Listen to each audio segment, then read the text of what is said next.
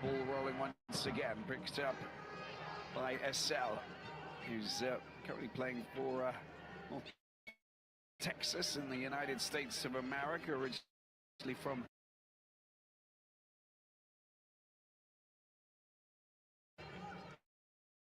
but signed for St Johnstone in the Scottish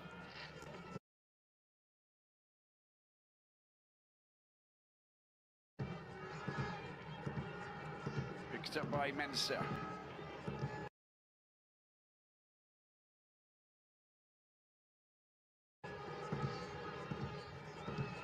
Looking for an option. There's the nice leap. It's Zolu.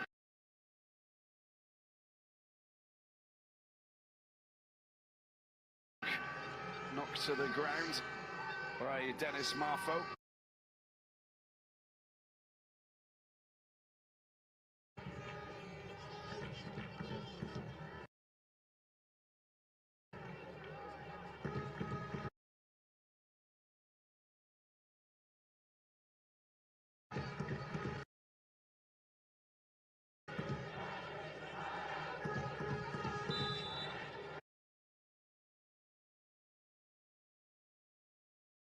Long ball sent up, and this time all the way back to Siako, the goalkeeper. 3 shots.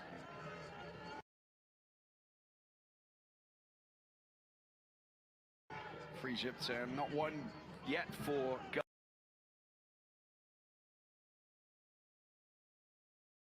the home team, who are at the moment looking very comfortable. Free further, Sturm Graz. Player.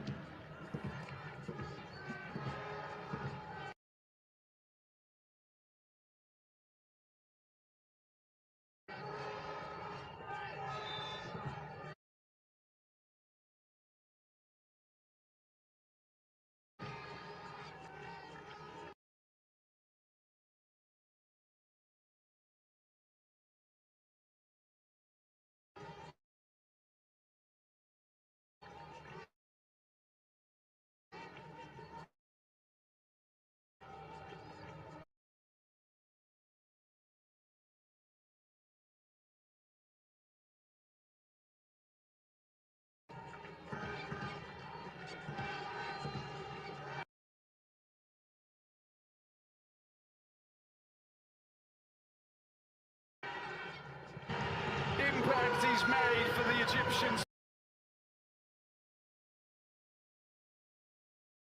Team gets his chance on in defence.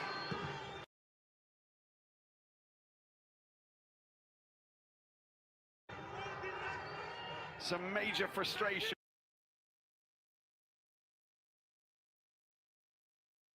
And who's going for him?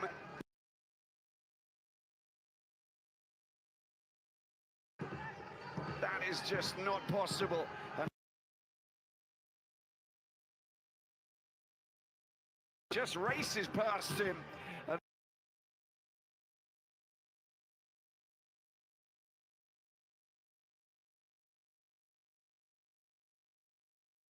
then Sheriff just jumps on the ball and fires into an empty. A 20-year-old.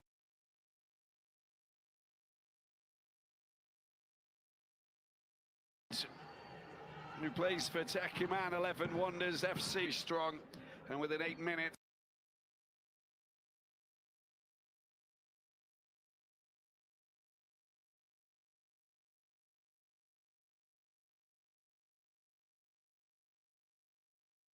That man, Sheriff, is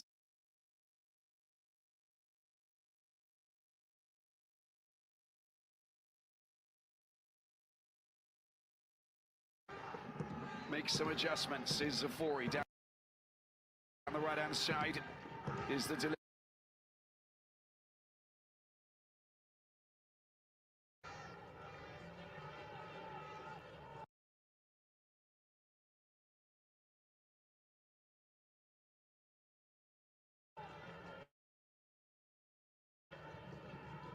To get a shot in, there's the shot, it goes high.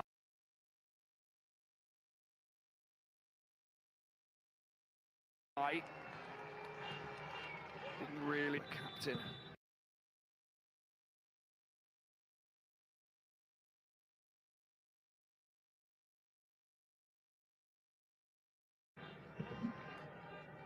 Not having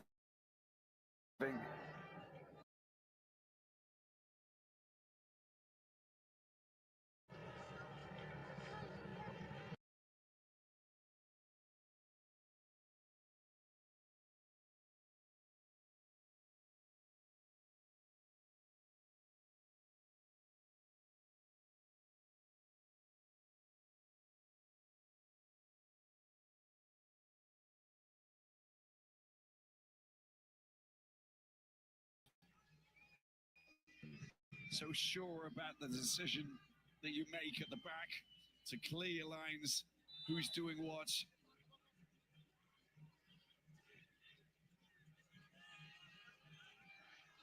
Because otherwise you'll pay the price. They paid the price twice for poor communication at the back, and it shouldn't be like that. If you concede goals from some fabulous attacking prowess, okay, that's not a problem, but two blunders at the back, and you've got to be concerned about what's going on. There's SL who missed the clearance. Ofori. Oh, again, you've got to be careful. They've stolen the ball once again, and the shot comes in from Sharath, who's trying to build on the goal that he scored in the last game they played against Tanzania. But 30 minutes in, and Egypt looking very comfortable. Nicely done by Abdel Issa. Far out to try and shoot for a goal. It's a good ball to the left-hand side. Here's Mensah. Mensah gets the delivery over. It goes way over the top. Nearly past his own goalkeeper at the back there, Abdullah Mohab. And he was in two minds of going to deal with that. It finally came over, and he goalkeeper Munaim. Or maybe it was calculated that the ball would go out, but you don't know who's behind you in those defensive positions, and it's quite spooky. But anyway, he doesn't score an own goal. But here is Ghana on the attack.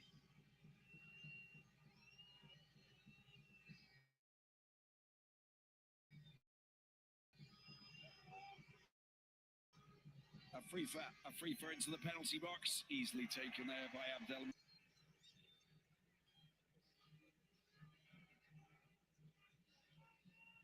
18 years of age, plays for ZFC.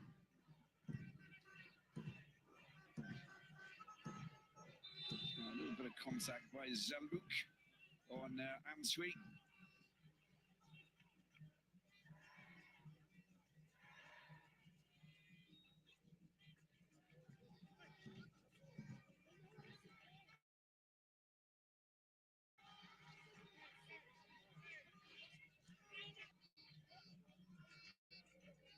Well, just going on form and what we've seen so far in the group stages, you would have never guessed that this would be the scenario. But you know, we get to the knockout stages and anything is possible. But to have gone 2-0 down in the first half, for me, is not something that I expected, to be honest with you, because one unbeaten throughout their Group D campaign, as they managed to beat the defending champions Senegal. In their second game, they played out a 1-1 draw with the DR Congo as well on match day one, and then a 1-0 win over Central African Republic.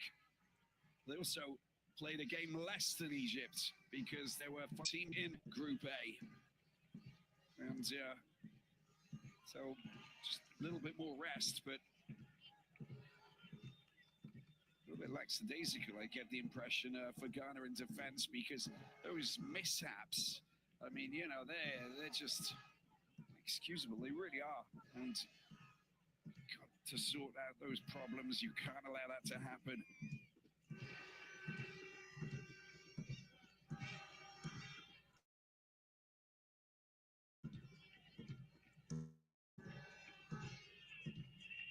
mean, we all know going through the Suez Canal, but to allow the Egyptian forwards to just move freely like that, I mean,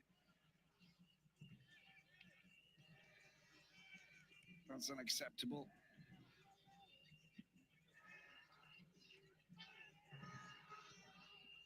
On to the Poku like a Poku when he starts to play, and there will be a free kick. Just a firm challenge there from El Sayed to caught the attention of the Ugandan referee.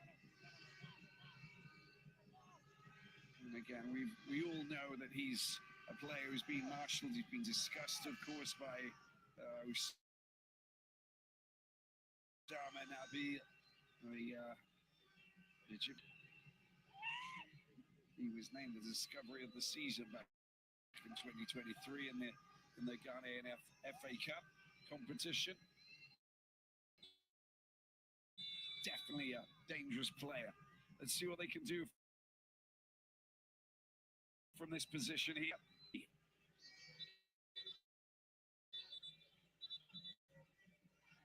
They can't fall out. They can't allow this to get in their way. There's going to be frustration. But of course, for all of these Egyptian supporters, they'll be very happy. But look at that. That's Afori allowing the ball to go back. Just not see if there's danger, lurk behind. And then this.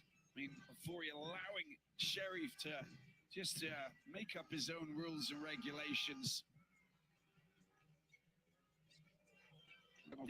Just outside of the penalty box. The possession is all about Ghana, but the finishing has been all about Egypt.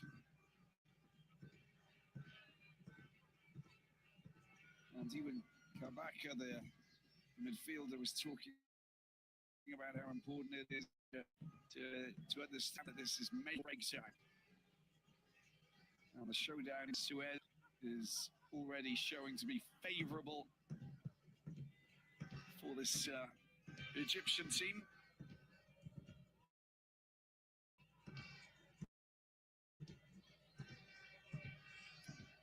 Again, you've got to be careful.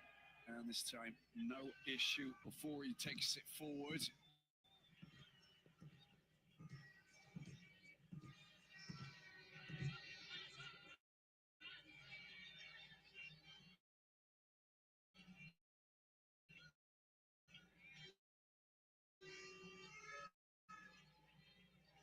They have a very strong record in knockout stages of the competition. Goes into the penalty area here as Apoku goes down, but there's a little clash between both players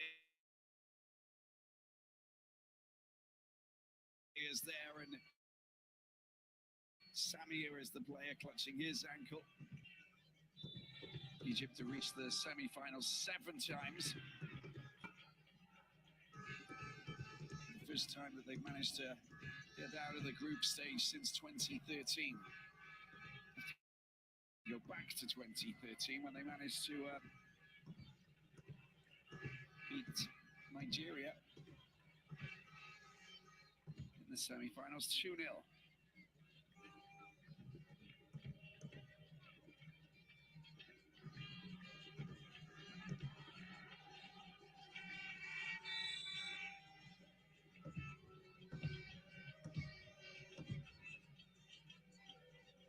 Everybody was talking about the satellites' compact defense and rising to the occasion in knockout games.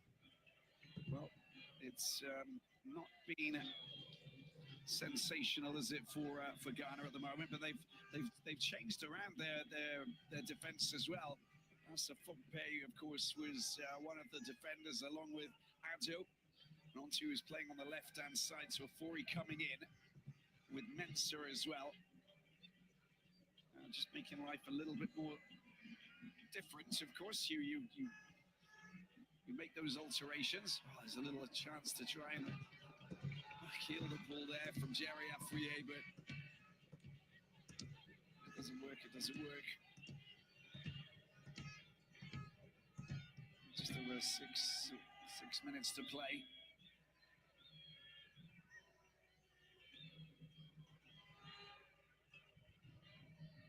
it's too long, the ball. Mohan picking it up and just gliding into a very good position. It's a great ball over to Zalouk, who tries to deal with his man. Sharaf, sorry, and goes out for a throw-in. So the fact that you've changed things around is maybe destabilizing to a certain extent. But in any case, they can't linger. Is a free eight, and that's going to be a corner, I believe. No, goal kick it is. Defensive job done there by Abdullah Mostenji. He's an Ahli player who's on loan to Smuha.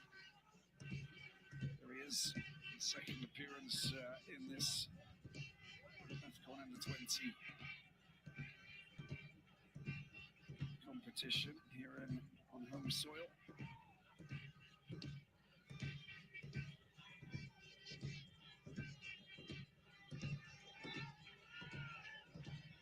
Free kick. Forehand just knocked off his feet.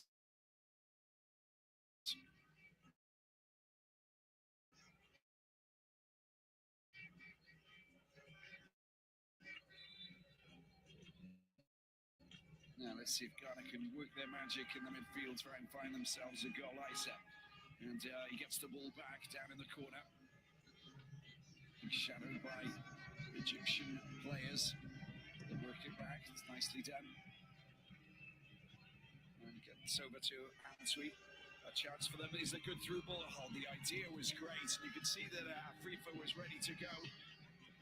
Marfo spotted him, but there was hesitation.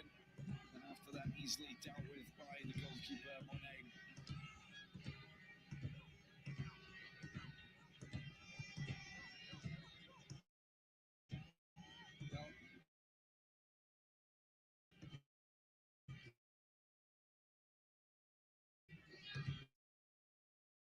Nigeria, under-20s team to go through to the final four brackets and also qualify for the FIFA Under-20 World Cup in Chile. Which, so congratulations to Nigeria.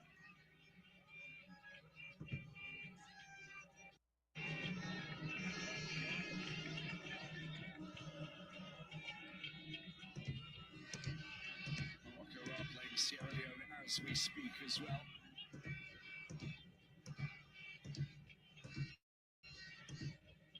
Mensah tries to thread the ball through. It's decent. It's very well played. Mensah gets it back, and it's driven straight at Abdeen, who blocks it and gets rid of it. And it will be a corner. 3 minutes to go. And Ghana just putting a little bit of pressure on this Egyptian defence. It's just looking good. He hasn't changed much, has he, Osama Nabi? He's 10 of the 11 players who won that game against Tanzania, and they're just sticking to what they've done so much. Not because he is Joseph Opoku. And we've got some big guys coming up, of course. Marfo. Antwi's come up as well, and plenty of Ghanaian players waiting to pounce on this. One referee was Opoku, the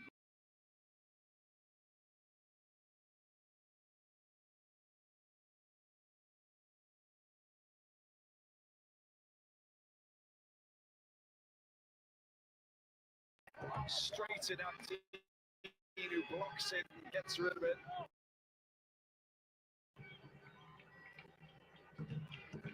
And it will be 20 minutes to go.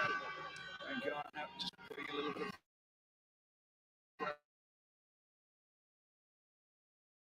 pressure on this Egyptian defence. It's just pretty good.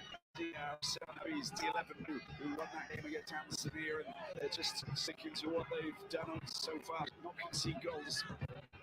Joseph Opoku. We've got some big guys coming up, of course. Marfo.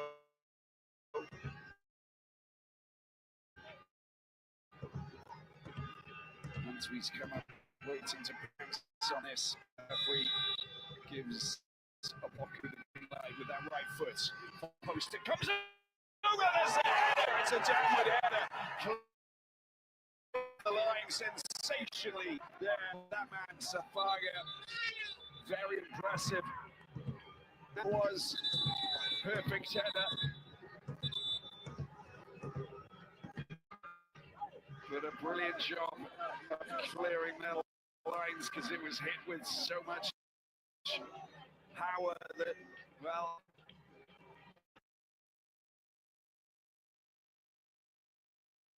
it was a close call, but we do have VAR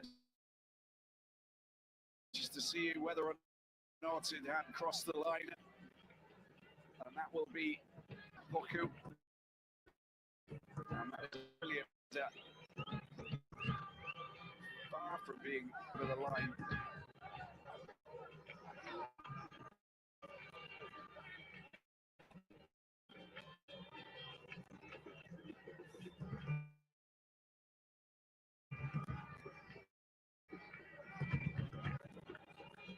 As that looks down on the ground.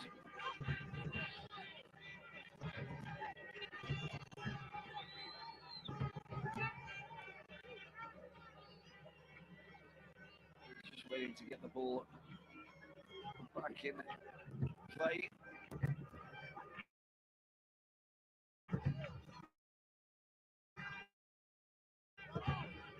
What a clearance from Safaga. Aberdeen and Jerry Afriye getting caught up. Doing a great job. Navada. The last minute is a thwink from the other side. Here it is on its way. There it goes down, 2 players down on the ground. One of them being Mohamed Sharif, who's met at a brace. Punches, goals on both occasions to offer Egypt 2-0 lead with those 5 more minutes to play before we bring it into the first half. And you can definitely say that they have just been slapped in the face of the Ghanaian officials with those 2 goals that have come from defensive errors. Have to be tighter, have to be slicker, and they have to be vigilant at the back. This is Herself.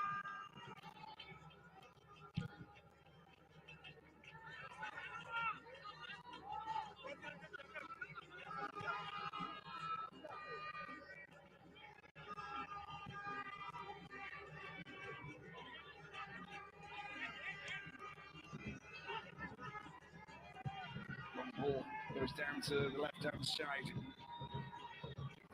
Frié.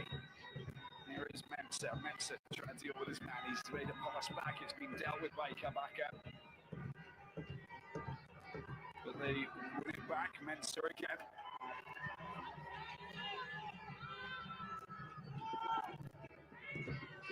FIFA.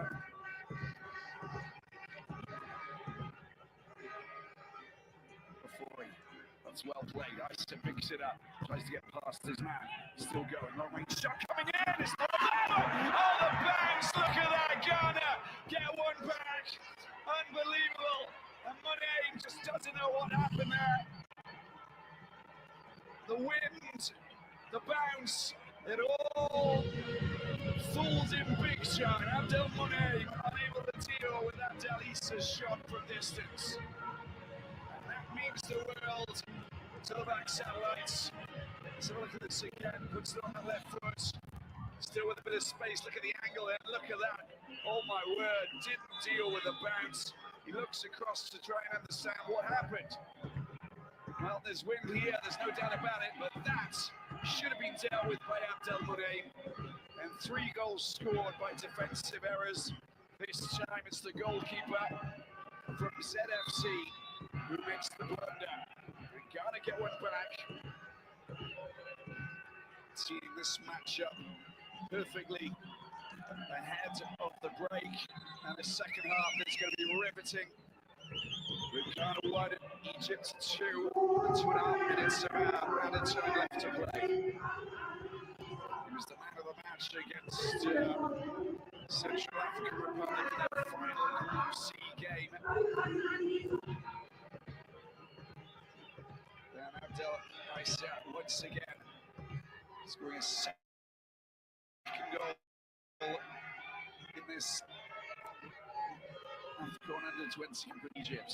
Good ball down to the left-hand side. Mensah with a chance. The delivery comes over. So they got to put the pressure on the Egyptian defence if they want to get, because dealing with the wind, it's about dealing with the pressure cooker situation of defenders trying to defend. And that is not easy. It's a clumsy challenge there as Lauda Frifa goes flying into Sharaf. 90 seconds to play. Desmond Afei on his feet. And hoping that they don't concede another goal. Tighten up that defence and play a more attacking game and just test the defence, test the goalkeeper. I think after that incident, the 18-year-old will not be very happy, and he'll be a little bit alarmed by what just happened. As I said, there's a lot of wind here in Suez. We're very much at the canal connects the Red Sea to the Mediterranean, and there's a big open area where the sea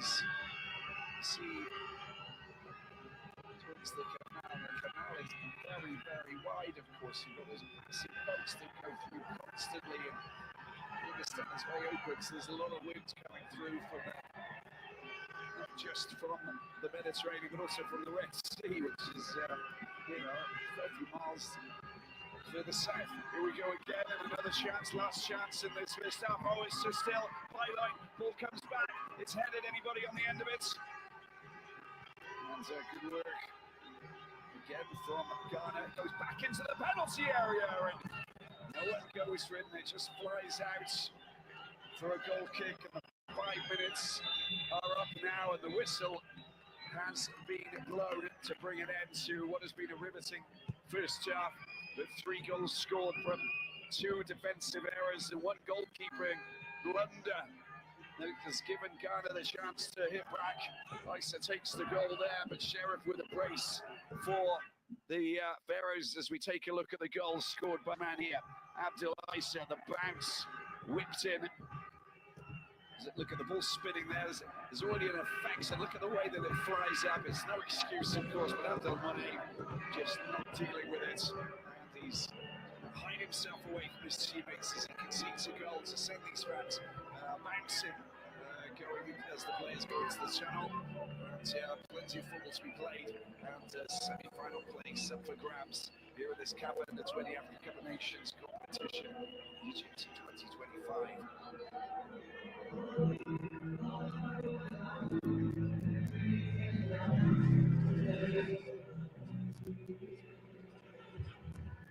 Has to get over it, can't let it take up all of that space in his mind. It's happened now, you've got to move on. Focus on what's ahead. Your team is still in the lead, and will be given all the support that he needs to get through this.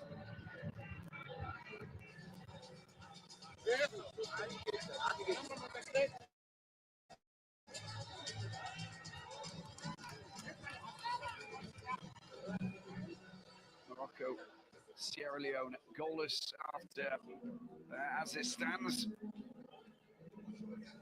And it is half-time between those 2 teams as well. But let's take a look at the possession. Look at that, Ghana absolutely bossing it big time.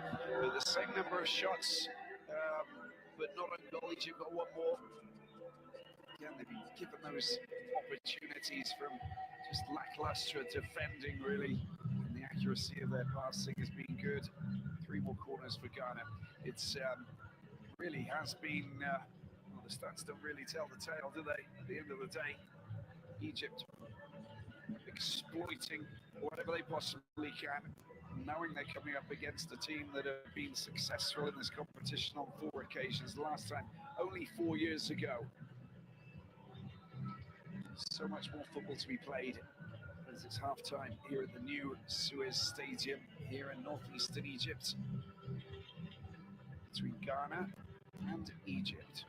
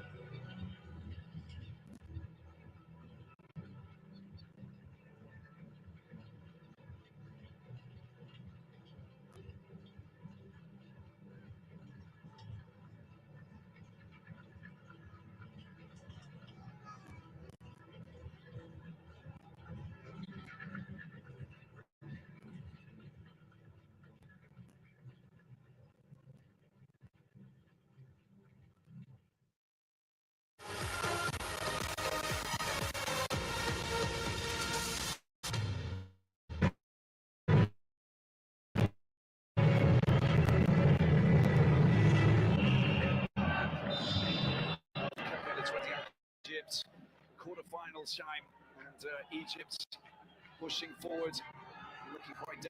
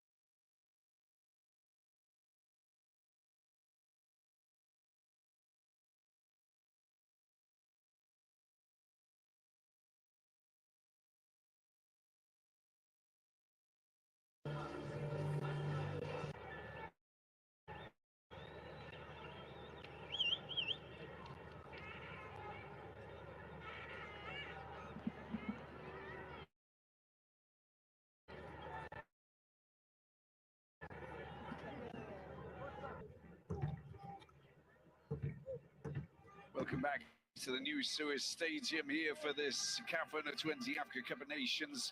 Egypt 25 quarterfinal showdown. Ghana, Egypt.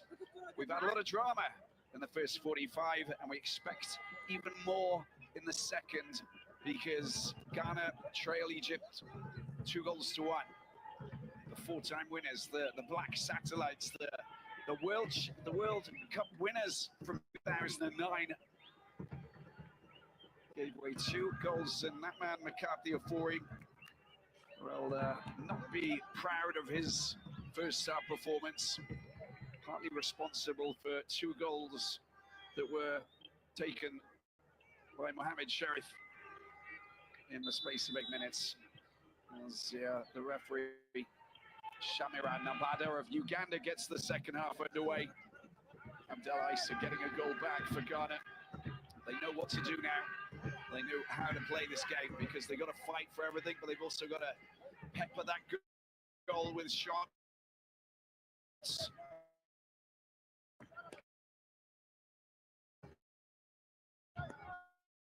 Make life complicated for the Egyptians if they want to get results. Whereas if it's not tight enough at the back, the likes of Sheriff and Zalouk and Sharaf are all proven goal scorers. After that, they need to also take advantage of Kabaka in the midfield. Playing the number 8 there, just putting pressure on Lord Afrifa because they've got a good midfield, but Ghana will be more buoyant. So there's a great shot, punched away, ice away again. The follow-up has been away. Mensah tries to control it, lets it down, and punched away by Abdel Monet to deny Abdel Issa, who's coming to the fore once again.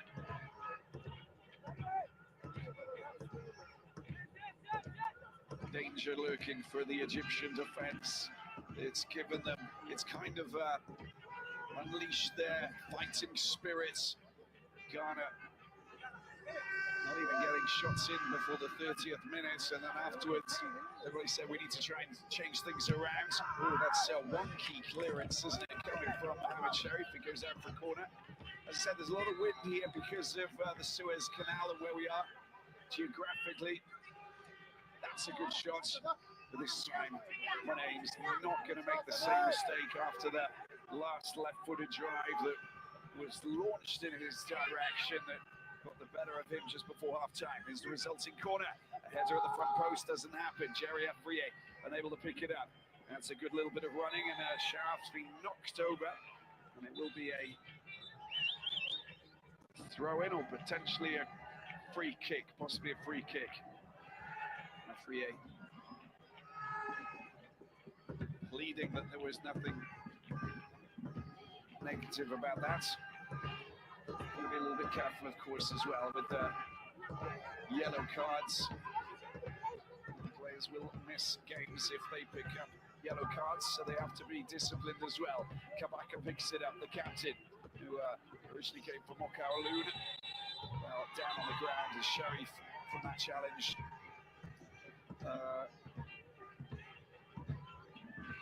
And the centre-back, SL, tries to plead his case.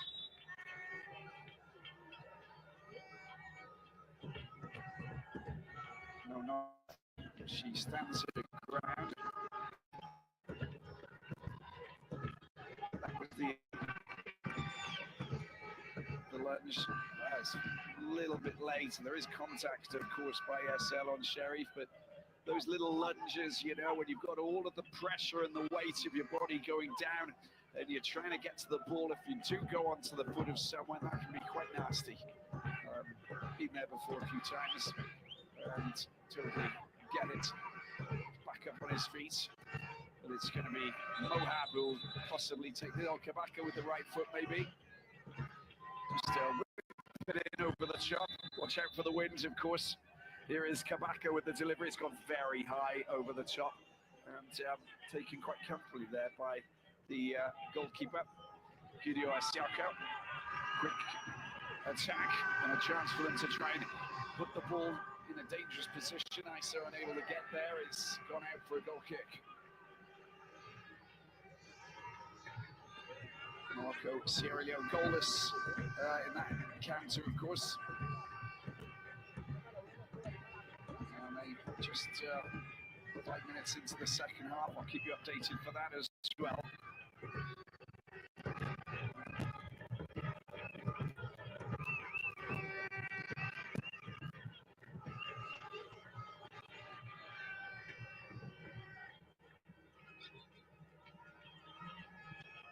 Nice,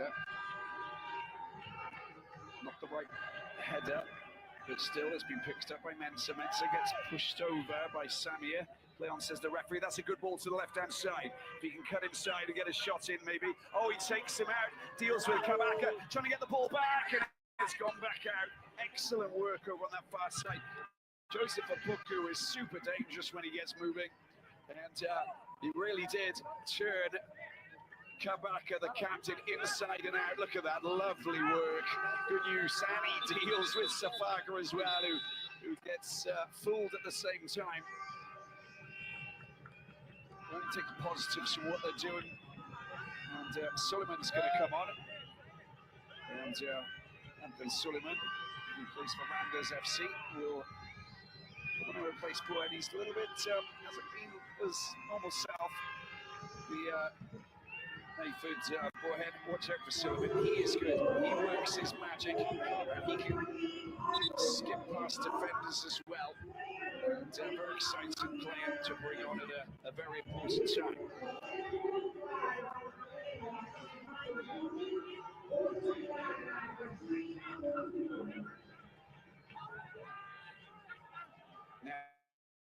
Now Joseph Opoku, Zultivarga plays in Belgium.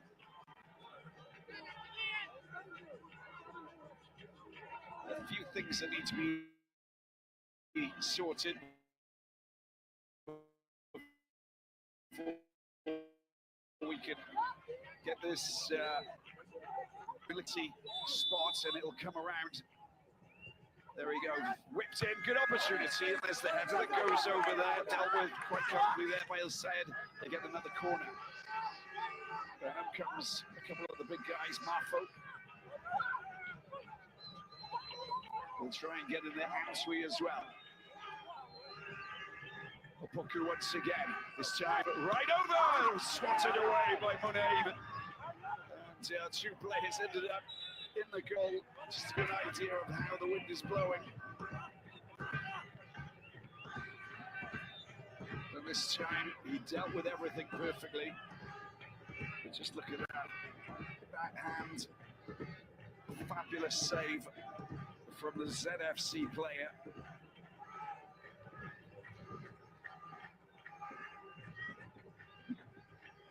As you see the waters of the Mediterranean just up there, of course, where the entrance to the Suez Canal begins. Good, wow, Mensah knocked off his feet by Safaga. He's down, get it back up, and deals with it bravely. Lord of Frifa. Back over across to Ansui, over to SL. Now, Suleiman's looking for it on that back line. Look at the defenders moving in a block, biding their time. Hit with a lot of force and dispossessed and trying to dance out of their own half, losing the ball again. Being quite comfortable in possession, and they feel as though they want to boss it. They have the wind behind them, of course, with Marfo getting the ball out to Opoku. Suleiman, Abdul Suleiman. Back over to Ofori. Showing a little bit too much of it. Isa has his ship pulled a little bit, but deals with it before he gets it back. Is that Sal gets past his man, puts it on his right foot, tries to get the shot over, and that's going to go out for a corner. And good pressure here from Ghana, as Egypt trying to take the sting out of these phases of play. Lovely touch from Baron FSL of North Texas.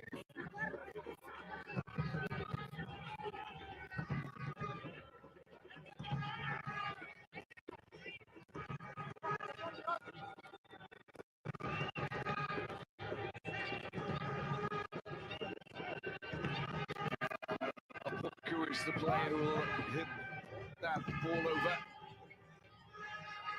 Again towards the penalty area, goes high, it's a nicely delivered one, and there's the header coming in first, but he can't keep it down, but the delivery was top quality.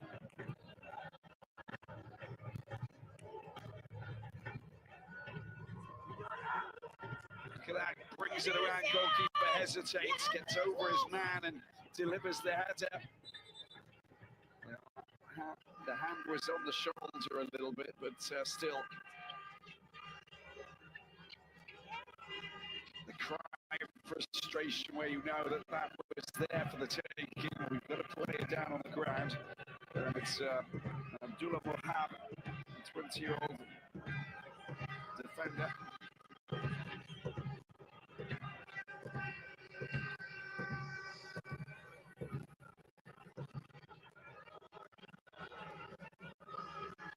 Egypt ready to make a change. Lamin, who's about to come on, I think he'll probably replace Zalouk, because we haven't really seen him do anything today. He's normally running around, causing all sorts of problems. I know there's a little bit of fatigue because they did play 4 games rather than 3, like Ghana. Lamin could be an interesting inclusion.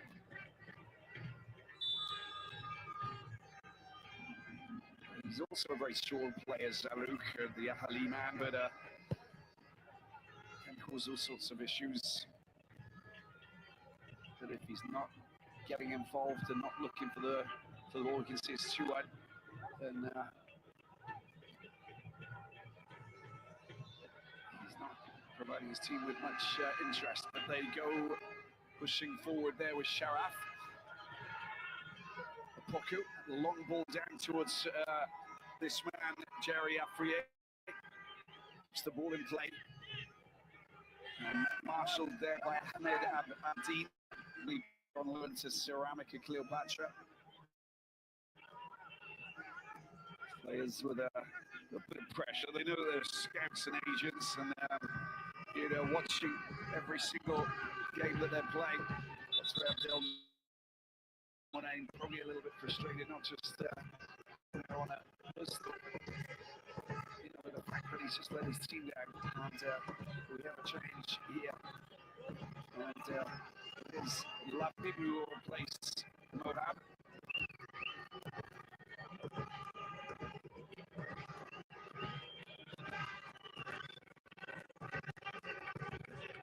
And Hugo's going to come on for Sharaf, in fact.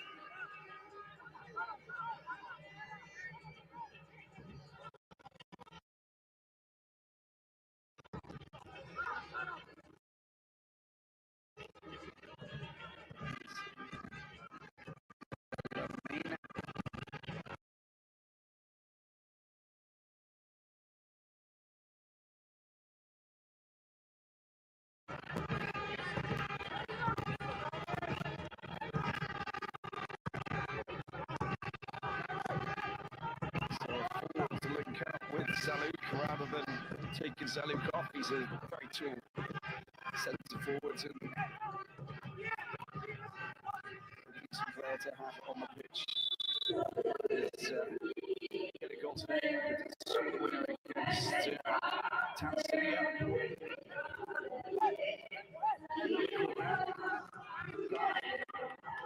Doing a lot of pressure on this chance for Ansel to get up and redeem himself if he can get away from his marker. Let's see what the movement's like in the penalty area. It's whipped in by Suleiman into the penalty area. Anybody there for sure who's going to tidy that up? Ball comes back over, it's coming back behind the goal from Morocco. Kind of crosses where you really got to keep it away from the goal. You've got to understand where the wind is, but it hits it a little bit too hard and it'll just fly way behind. Don't have a play.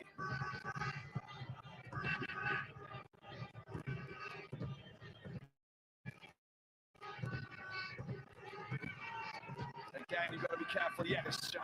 And Ghana. That's better. That's what they want to do. And it's been picked up an opportunity here. He's going to thread it through there to Afriye.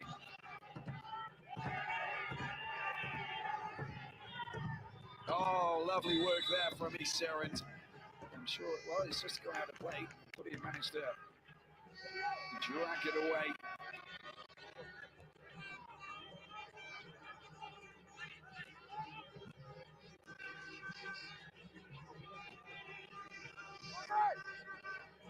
Strong challenge from Marfo on Sheriff.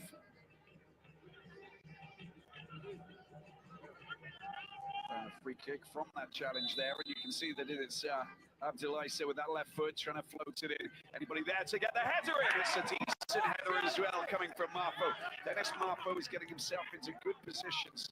And that header, again, frustrated that he didn't manage to just get it into the corner. It's just too easy. Former Wadi Dengler player on loan to Modern Sports from Al Ali. Talked about Kabaka before, of course, the 20-year-old. He following in the footsteps of Mo Salah, which is exactly what he did. And then, of course, Mo Salah got an offer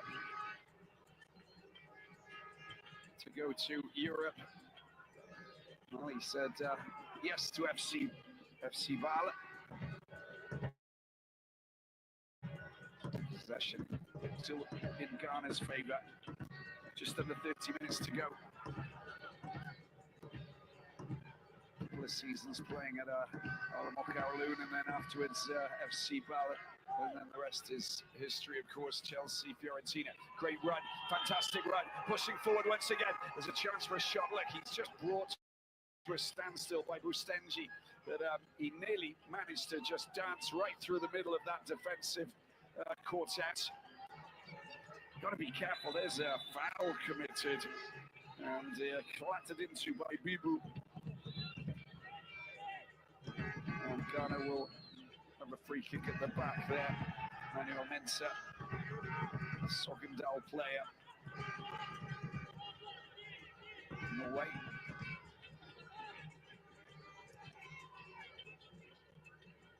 The Ghanaian players in Belgium and the USA, Brazil. Oh, that's a bit of a fumble. This kick. Cleared though by Labib. Here he is, getting his first touch. Suleiman's delivery. Header! It's a good header as well from Afriye. An angle it. Hit it with plenty of power, but nice steering from that position, towards goal, but there's danger.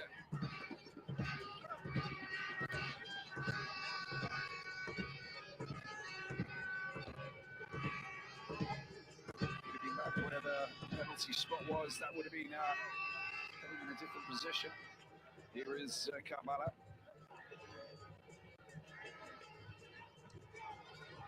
More complicated playing from against the wind than it is towards the wind, and the reason why Egypt may have got themselves the lead in the first half. And you're trying to understand and read the ball at the same time. Issa did score that fabulous goal. For him, it's fabulous. For Abdelmonem, it was an absolute nightmare. But you can see that the wind is playing such an integral part in this encounter. Got to get the ball in. There it is.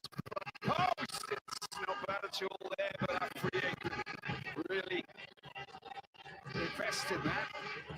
It was a half-hearted attempt to try and get a shot in on goal. Inside of the right foot could have been great. Look at that. It just came off his ankle.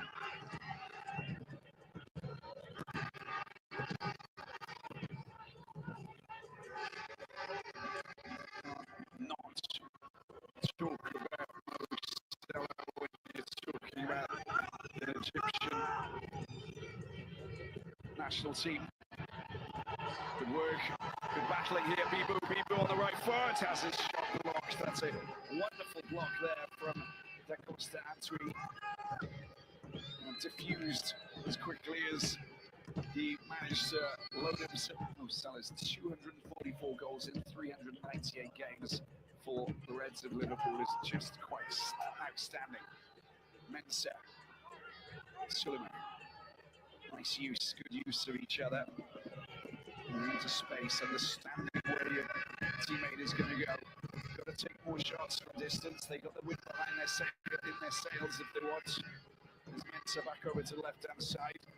And a free throw over the left-hand side. Watch out, Solomon's getting the ball across. It's been teed up. There's the shot coming in. It's been blocked there by, and they haven't managed to deal with it. That's maybe a free kick. He handballed it as he fell over, which is just frustrating because he just regained possession. Egyptian defense a little bit slow to react.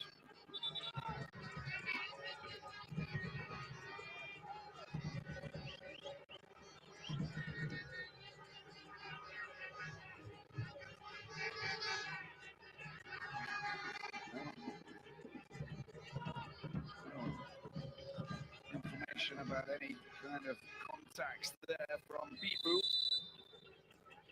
And it will be Monet who gets to kick the ball out of the penalty box following that free kick. 65 minutes in.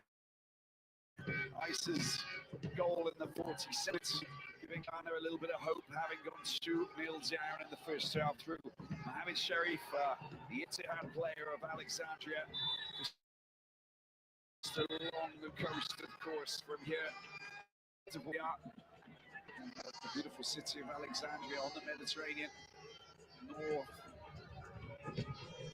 from Cairo.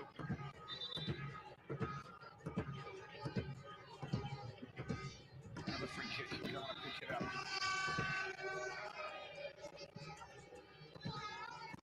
Morocco, Sierra Leone, still goalless. We haven't seen a goal in the second half. It's been picked up here by Opoku. There's a chance that it's been poached once again. That's gone out of play. It's going to be another corner. Finding it difficult to deal with this defensively, Egypt. Successful so far as Hassan Samir gets in the way, but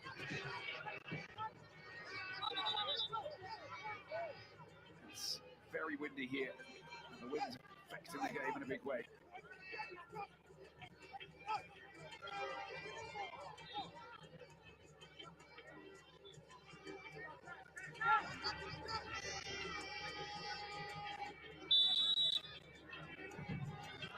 The delivery from the corner into the penalty box. There's a header, there's a chance. Can anybody get on the end of it? We need to shoot. The shot has been blocked by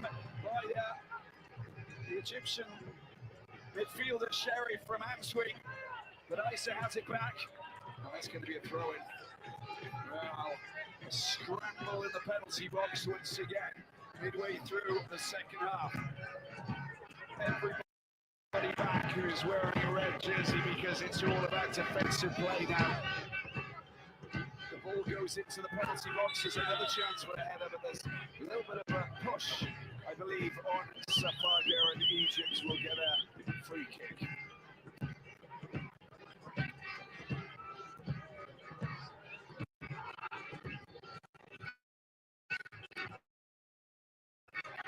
Morocco, Sierra Leone, goalless still in that other quarter-final crash at the 30th of June Stadium in Cairo. Monet moving his leg.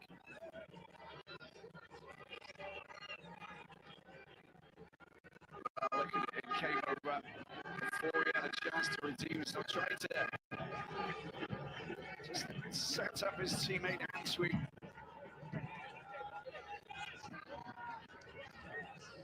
Unfortunately, the captain had a chance to try and do something with that, but it came right over very quickly.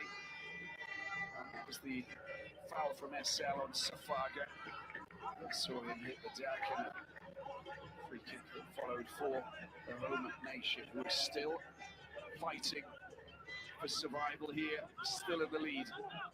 Uzibao will come on.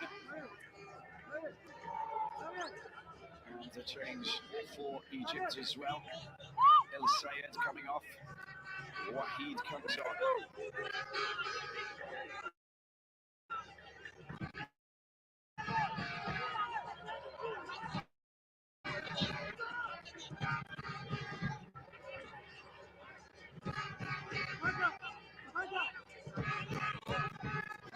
Wahid, 20 years of age, another Ali player. As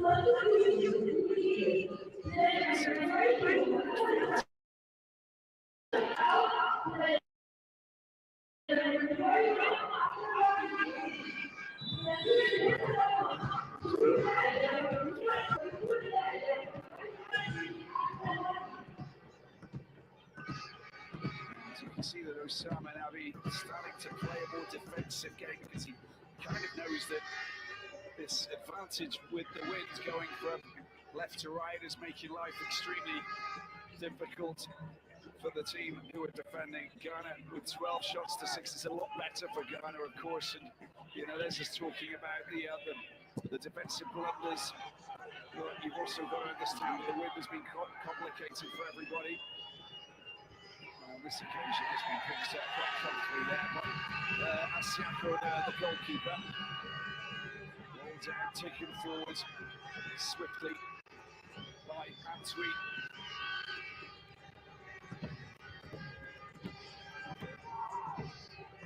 Suleiman. Nice jump. That's a lovely little turn. It's a good opportunity. Suleiman. Mensah. We're running out of space, but the ball gets accidentally put into the path of the Ghanaian and a chance for a header. Well, it's frustration there. Once again, a Floyd.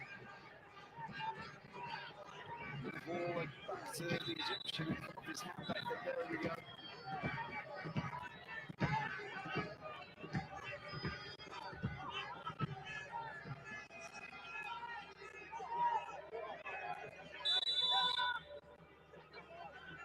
Desmond Defay kind of concerned with what's happening, but he knows that if they continue like this, they should get another goal or putting themselves in a good position to get another goal. Actually, with a fabulous challenge to deny Biba, who's down on the ground, and taken forward there by Mensah. Searching ball, a long ball that just gets dealt with by the Egyptian defence to play it down, and the referee logically has to whistle to stop the game momentarily. There he is, El Sayed, the Zamalek player.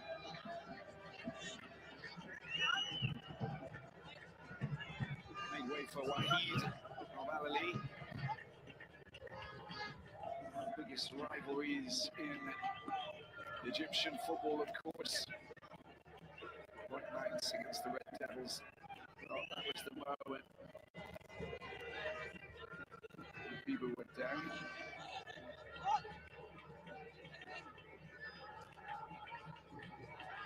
It looked like there was any contact with his, maybe the shoulder that he's felt on his shoulder, and that's sometimes you get a dislocated shoulder from that, but I think he just a good place to be. Very, very painful. All dislocations are pretty painful.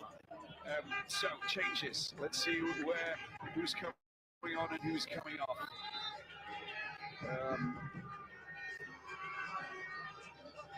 Mensah's coming off, and on comes Hatchabeg.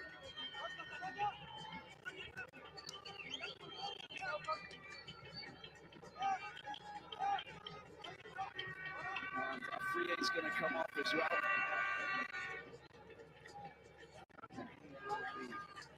Replaced by Uzibao.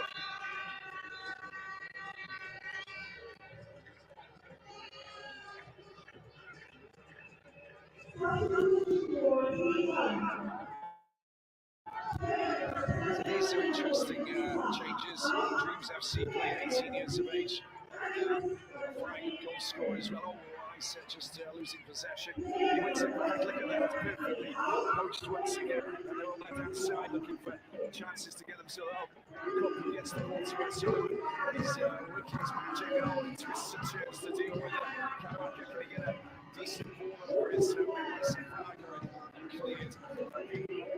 Sets it upfield, but it's to no one because there's no one up there besides Zalouk, or he wasn't even there. In fact, he's still close to his midfield.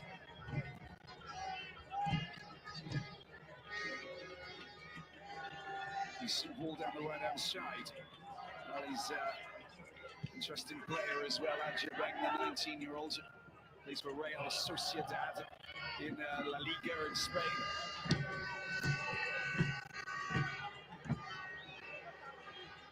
Looking nice. Can they go for a long range shot? That's a brilliant rocket shot into the corner, and a great save from Abdel Moneim. He hits it with so much force that he caught absolutely everybody out besides the ZFC goalkeeper. What a bright light that man Abdel Nicer is. He just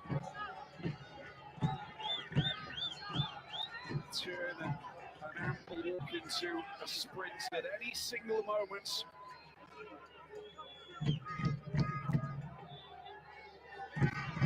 It's good work that is from Adjabeng.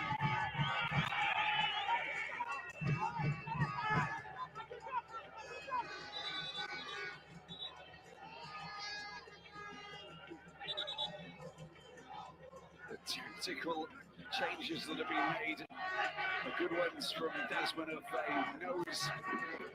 Oh, there's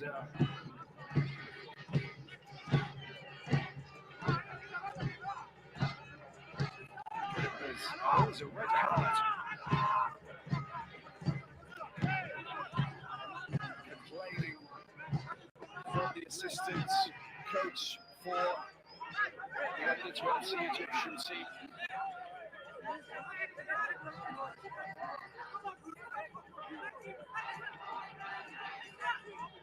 It's good that the Fury's calming things down there, but to leave the dugouts. Now we get back to the action with the once the referee is happy with this, but it's 13 minutes to go, and all sorts of drama taking place here at the new Suez Stadium.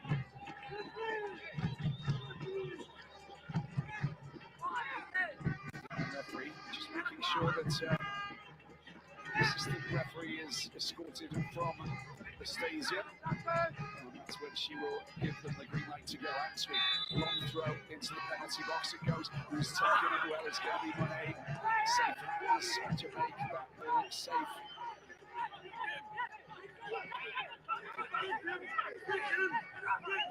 This is a great shot between defenders, forwards. Strikes it well with that left foot of his. And that is going in.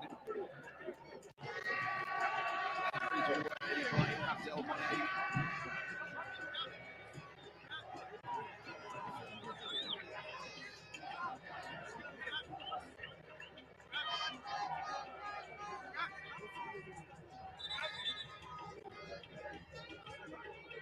Zalouk down on the ground.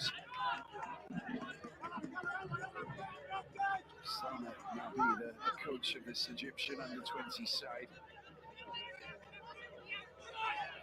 Listen, back and forth in the dugout. They get possession back, and Moneim has it in his hands and sends it back up. Aziz, fresh legs on for Ghana.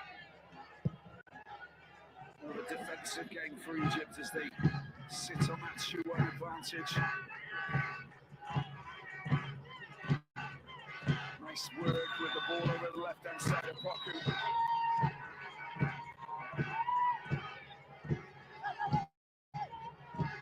No foul.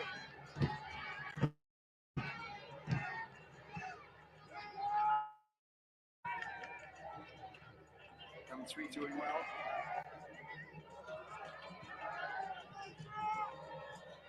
Issa again, look at him, look at the wizardry. It's such a fabulous touch. There's a little bit of a push and a loss of possession. Safaga goes down and he looks across. And they get an equaliser. Or will it be Egypt who just stay ahead?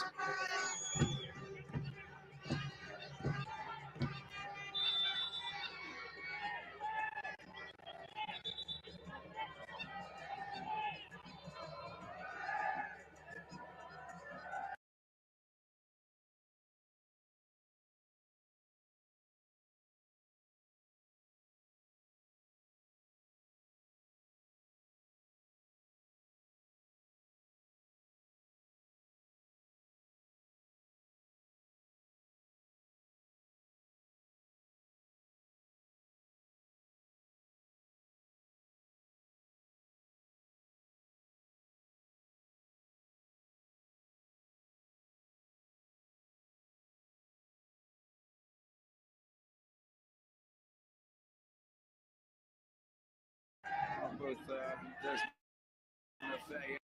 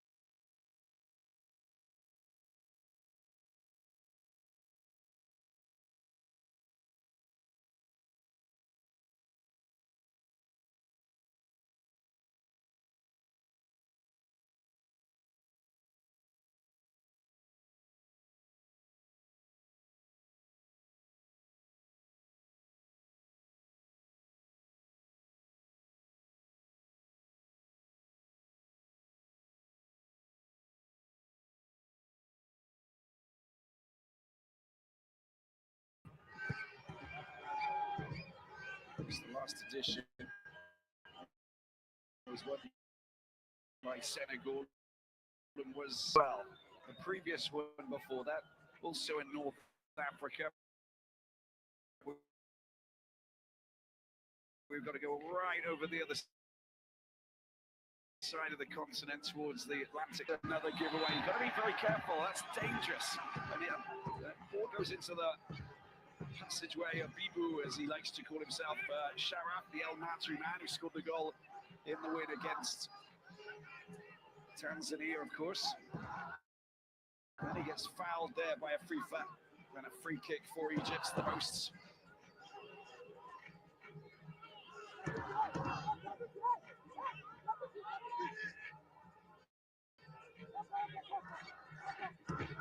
Good on him, but needs to just reset his sights to get the shot on goal next time. Is Antwi, an Apostle FC player. Before he the ball away just too easily, to protect it. He's under pressure here. Free throw and dispossessed by Sharaf. Does really well. There's Zaruk looking for the ball, but he's on that far side and running into trouble. Mohamed Sharif. Oh, he's done well to win the ball back.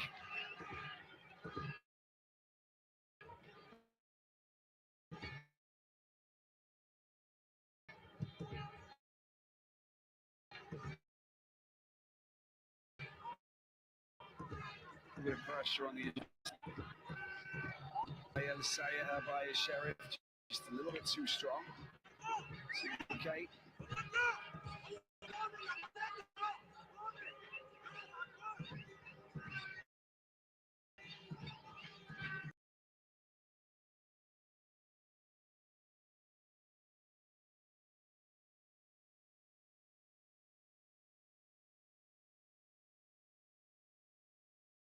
Off, Amory comes on.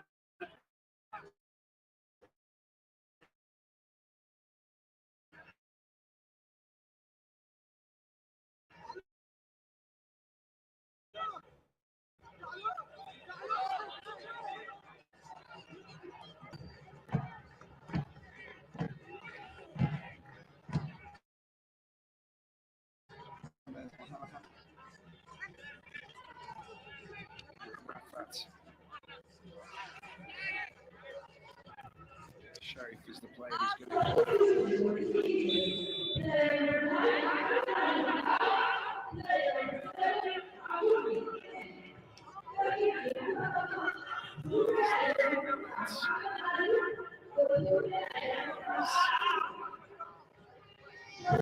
against the body of Undine. It's going to be a for the Black Satellites. So it's the semi-finals. There's the ball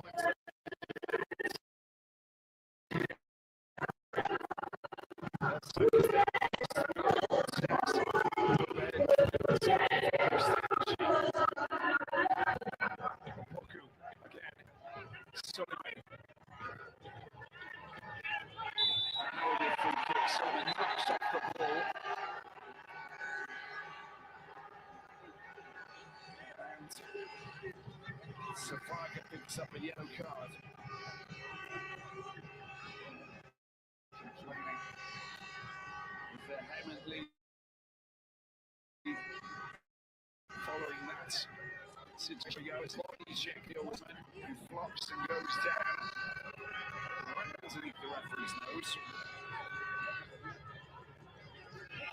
I said with that left foot, I just got a feeling that he's the man. But there again, you just never know. Suleiman can strike a ball perfectly as well.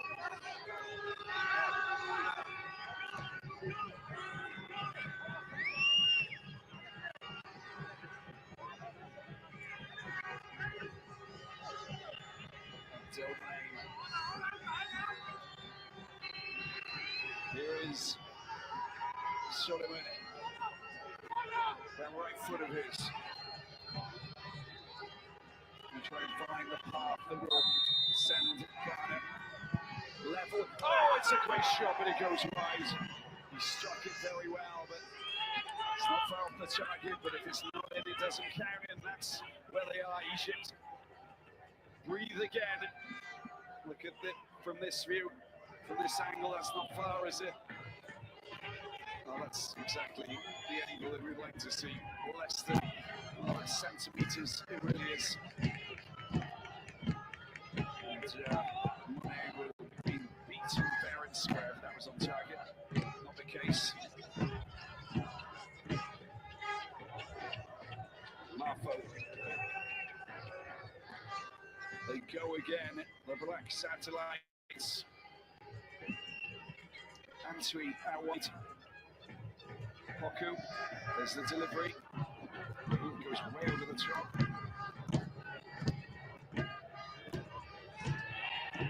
Challenge, but Egypt in possession. And collected by Fats into the midfield they go. That's a decent through ball. An opportunity. He can make the pass, but he goes alone. There's the deflection that comes off Antwi. It will be a corner. But a pass back would have resulted in a third goal for Egypt. Great work from Bibo. And Rory was there, but he didn't make the pass. And Ghana, they live to tell the tale, but look at this. This is excellent work from Bibo. Camry coming across, he was behind Mafo, and that pass would have resulted logically with a third goal, but they've already got 8 goals. Here's the delivery into the penalty box, by over the top to Amory. We'll use a bit of time as we see how many minutes of added time we get. 34. We'll soon find out.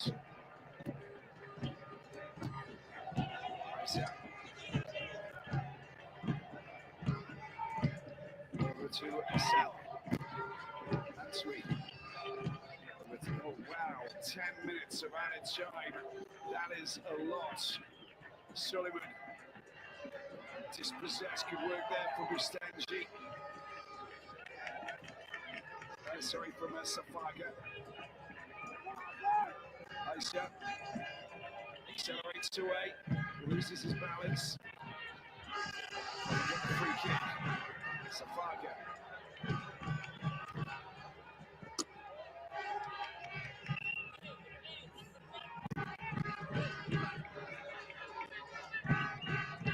Soma. 9 minutes to play now.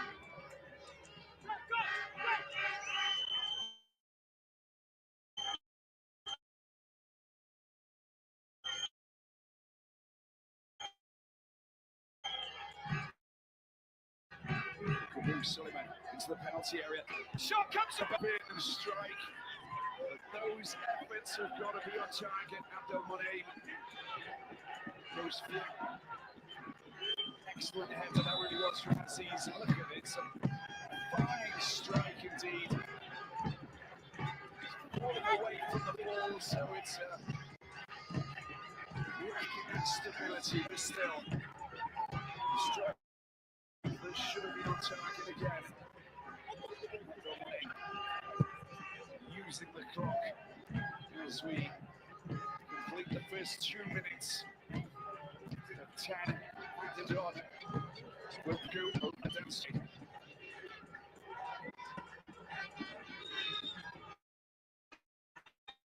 Now, Isa. So call it from on the left-hand side.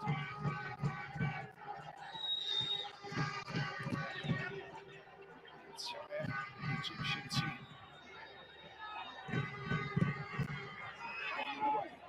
So trying to get the ball over there. It's been picked up by Aziz. Good works to get that free throw. Back in possession. There's moving for the position, but look at the Egyptians are there. Every single player back behind the ball. This is not about anything else apart from trying to stop any shots from coming in, blocking.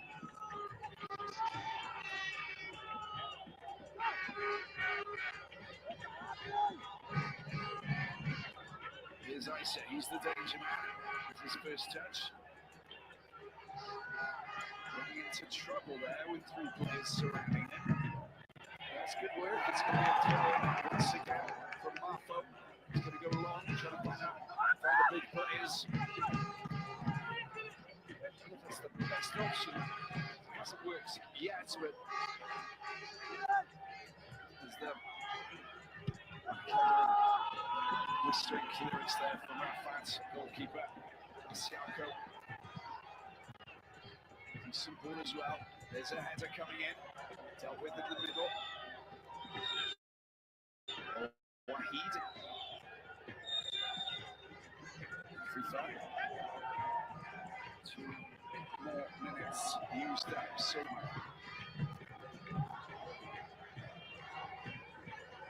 great running towards the byline. Gets the ball across. There's a header. 2 players going up for the same ball.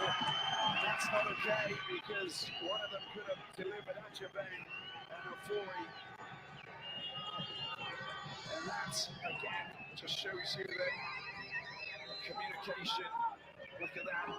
That was definitely for Dennis Marfo.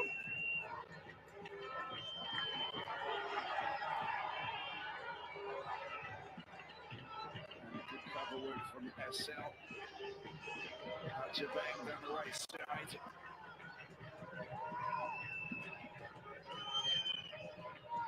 Jabang. Good work, as I said. Attacking each other as we picked up. Jabang. Anybody there? Oh, it's been picked up. Got a chance for a shot potentially. It's cleared. It's driven into. Driven out of play. Lost it away. 5 minutes in. How tight intense is this scenario? 6 minutes of added time. We're going to check to see if there's foul play in the penalty box. Morocco and Sierra Leone also goalless. So there's a goalless at the moment. That game will go extra time and penalties potentially. Play on the last minute or so. Now, was a 40 knocked down or not? Is there any foul play? Let's see what Comeback has got to say about that.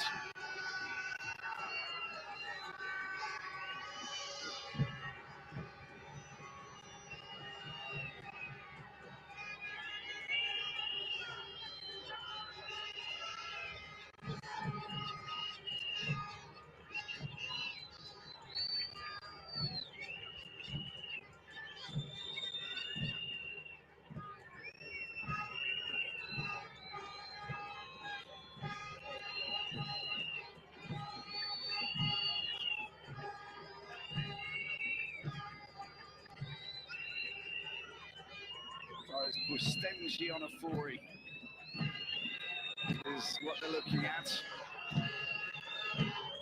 This means we'll probably have 12 minutes of added time.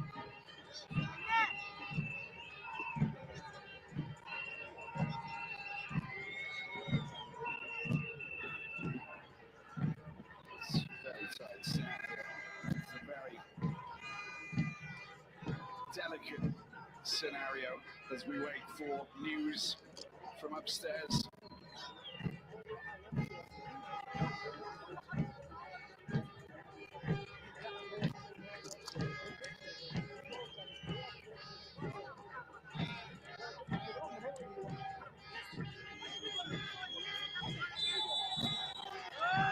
there will be a VAR check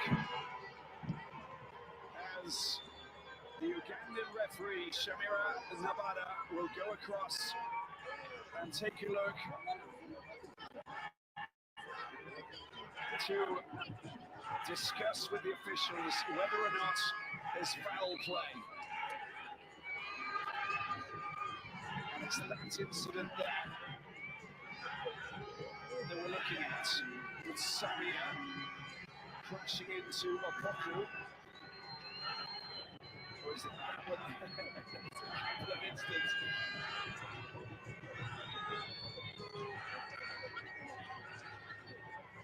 Well, he didn't make contact with the ball, but he took the player out.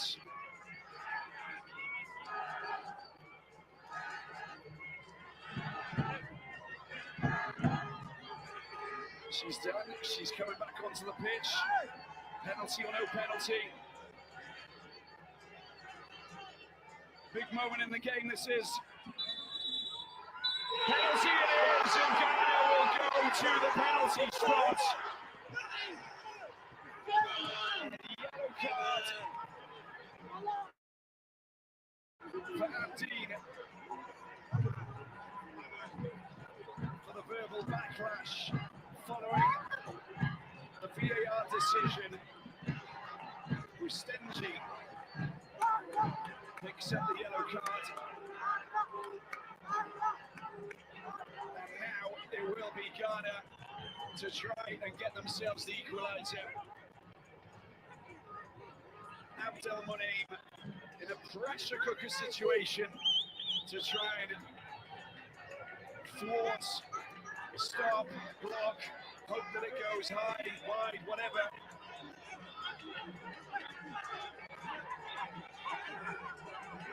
To enable Egypt to go through to the semi-finals, but also qualify for the Under-20 FIFA World Cup in Chile in September.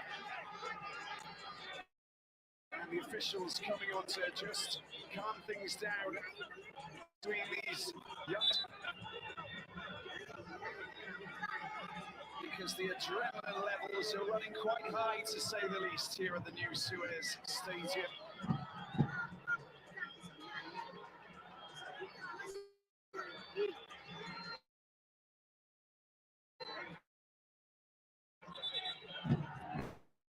Well, there's a chance he's playing. Another yellow card's coming out. Labib is the player. And that's 4 or 5 yellow cards for this Egyptian team. And Abdel Moneim, if he stops it, then Egypt are on the cusp of qualifying for the semi-finals. If it goes in, we go potentially to extra time, potentially penalties. Your guess is as good as mine. Now, what a moment it is for this man. There's the equaliser for Ghana. Sometimes survive for the moment. It was perfectly taken into the corner to read Abdel Moneim. And these Ghanaian supporters dancing and jumping with joy because, well, they battled back valiantly. It's all been about them in the second half and the pressure that they put on this Egyptian defence with the wind in their sails. But that was a perfectly taken, right-footed penalty, taking Abdel Moneim the wrong way. The ZFC goalkeeper unable to do anything about that. Suleiman, the substitute who came on just 15 minutes ago, is now turned into a hero. Ghana are still in with a fighting chance of qualifying for the semi-finals. And at the other end, Egypt go moving once again, but I think there's an offside call. Well, how many more minutes of added time? No more minutes of added time is the answer to that, because that is the full-time whistle, and we have 2 halves of 15. Tell us a little bit more about where we're going with this. But Egypt, well, they had qualification for the Final Four in their grasp. Now they find themselves having to play the 30 minutes, but the good news is that they will change ends and have the wind in their sails for 15 once again, having led by 2 goals to nil at the half-time, and the 2 goals scored by Mohamed Sharif of Ittihad Alexandria.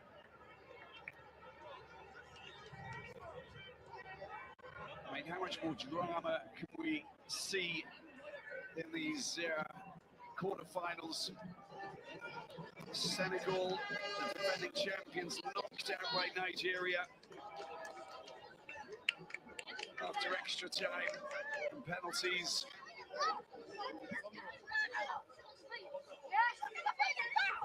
And Morocco up against Sierra Leone, also going into extra time. I mean, this is just crazy. It's all happening here in Egypt for this CAF Under-20 Africa Cup of Nations. Egypt 25. There's going to be some tired legs out there. There's also a lot of frustration following that decision, so they've got to calm themselves down and go again and just remain disciplined. There's lots of yellow cards there as well, so it's not the ideal scenario and setup to go into the semi-finals, but I think everybody knew that when you've got 2 teams who have managed to win 7 of these titles between them over the years, you've got heavyweights of Africa fully capable of grinding it out and, you know, winning these games with the last final plays. But a big call there from Shamira Nabada of Uganda, the referee, who, having heard from the VAR officials, went to the VAR check and finally penalty was awarded to Ghana.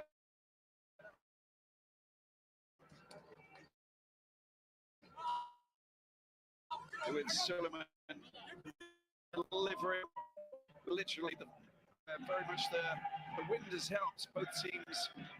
I think that Abdel Monet will be very frustrated with the goal that he conceded it from Abdel Issa.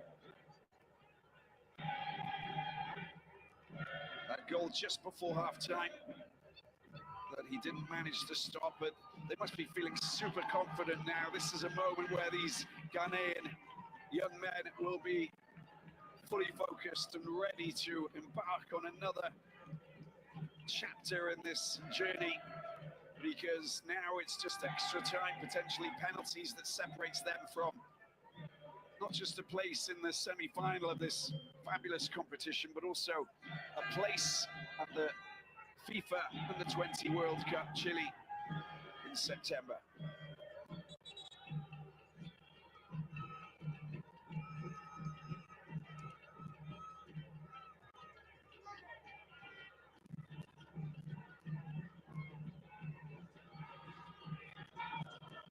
Egypt have a penalty record that includes 4 shootouts, split evenly between wins in Benin back in 2005, Cameroon 2011, losses both to Ghana in 2001 and 2013, just to give you an idea of what kind of a history they have between each other. But we're not there yet. We've still got 2 halves and everybody coming together, with the host nation keen to go one step further in this competition, in front of their own fans.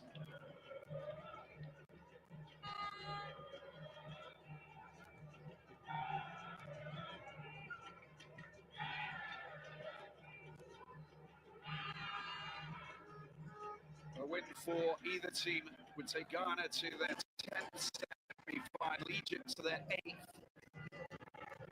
The last meeting between the 2 nations at this level, Ghana beat Egypt on penalties.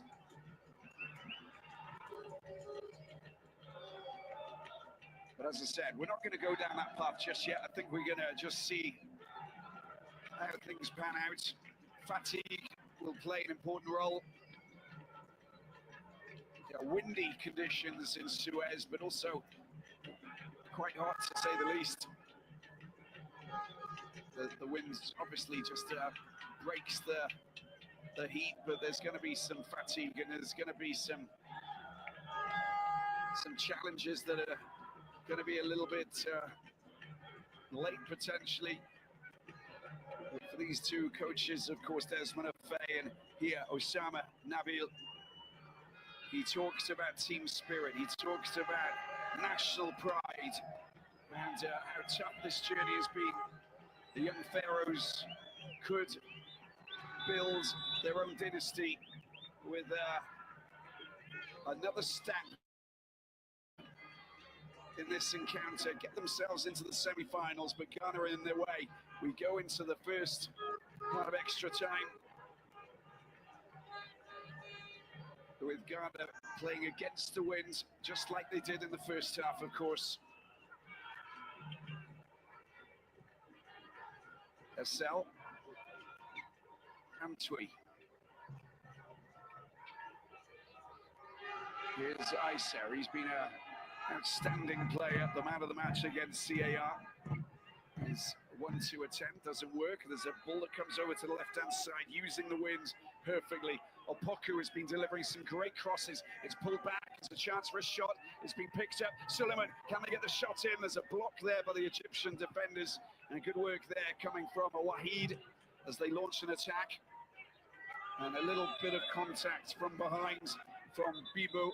He's got to be careful, because all of that complaining can get him into hot water. Edu comes Central African Republic, and he'll replace this man here, Afrifa, who's just run out of gas, it appears.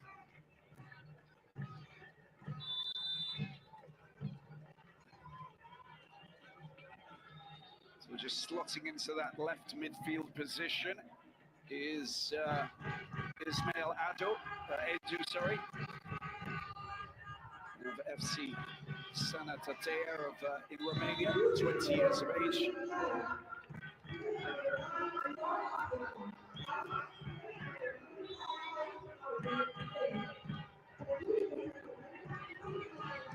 Suleiman's wonderful control there coming from Kabaka, the captain of this Egyptian side. The young Pharaohs go again.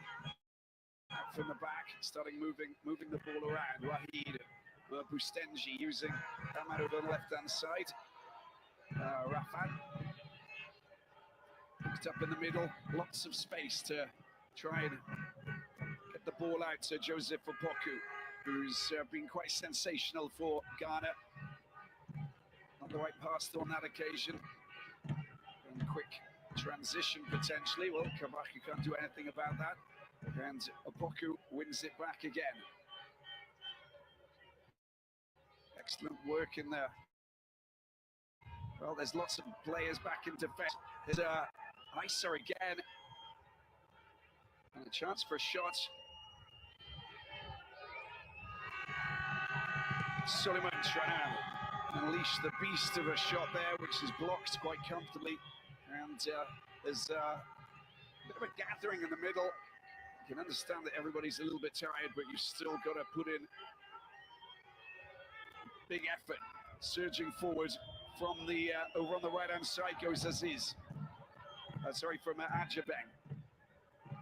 Cut out by Essel, back to Antwi. Has Suleiman down the left-hand side. You can see where Aziz is going to move into position. Big burly centre forward, capable of getting lots of shots in out there. Just the layoff there to Suleiman was a little bit too short, easily dealt with by Kabaka. Picked up by Bubu. Is Samia. Abdeen, the goalkeeper, Monaim, to clear the ball quite comfortably. Ghana. Before getting knocked off the ball by that man, Wahid. And dealt with in a big way by Essel. Wahid wants to. Essel picks up a yellow card as well. Oh, I think it's, Essel. And there's the captain, McCarthy Ofori, just coming up to just have a little word with the referee. Well, that was the lunge there, but that was the body check coming in. Often used in other sports rather than football.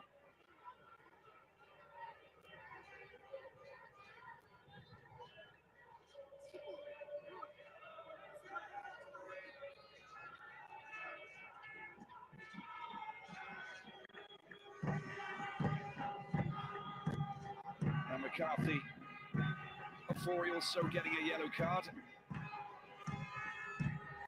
3 yellow cards for Ghana, 5 for Egypt.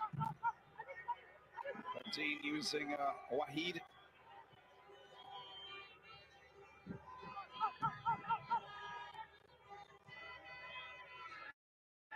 Mustenji. And a little run there coming from the ever-present Safaga. He's been using that midfield space very well. Long ball over the shot, picks up here. And a chance for Kabaka. Kabaka puts it on his right foot. There's the delivery. It's not a bad one as well. But he just slipped and wasn't able to compete for that cross that came in, Amori.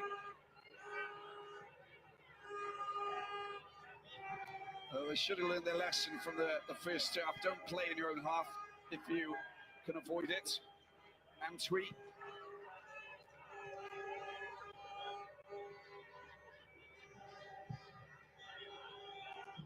Ball over to the left-hand side, Opoku. With Hassan Samia, the ENPPI player, just greeting that with a header. Drawing a foul on that occasion. Here's Labiba.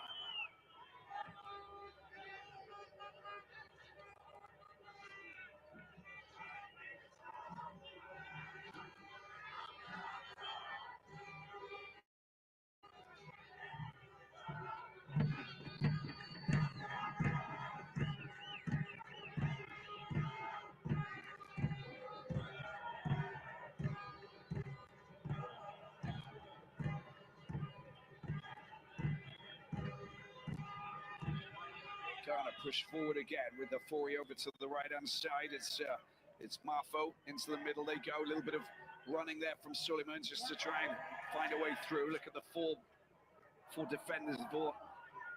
Defenders back in position. The ball comes over. It's been cleared comfortably there by Bustenji.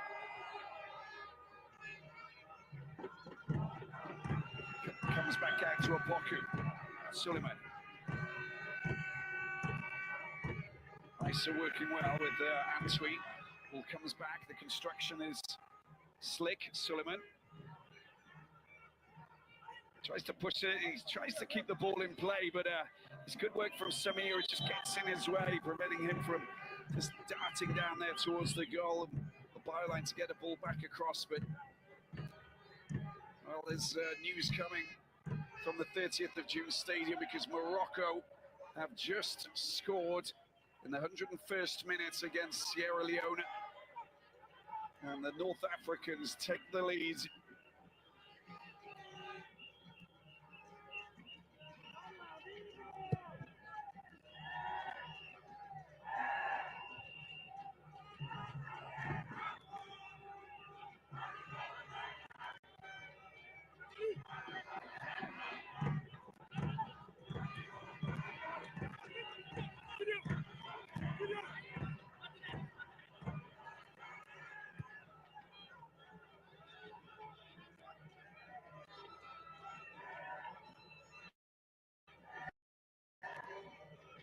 Ghana with a Fori pushing forwards. Players down the right and the left-hand side. That's a decent ball over to the right-hand side. A little bit of space for Ajabek. Ajabek trying to get past his man, Labib. Can he find the byline? He's being just thwarted and pushed down into the corner by Wahid, and Labib picks up by Isa once again, moving around to try and find player in space. Not too much movement off the ball at Fori, the captain. Isa, player behind him, decides to get the ball out to Opoku. Opoku, is he going to go for a walk? Gets the ball, it's been picked up. His first touch wasn't good enough. It's good battling there, but loss of possession there by Edu. And there's a chance for them to push forward. The flag will go up for offside logically, or the whistle has been blown by the referee.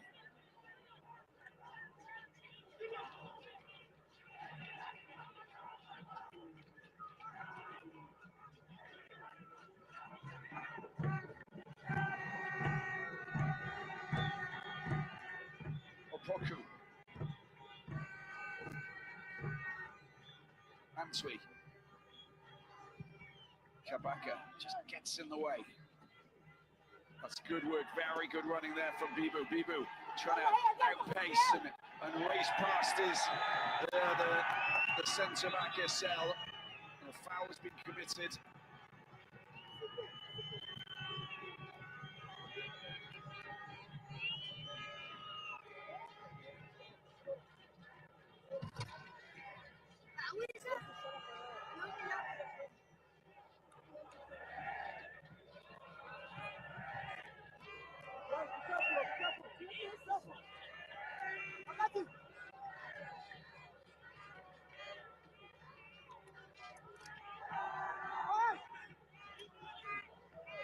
Simon Abbey, he knows that Egypt, if they can get a goal in the first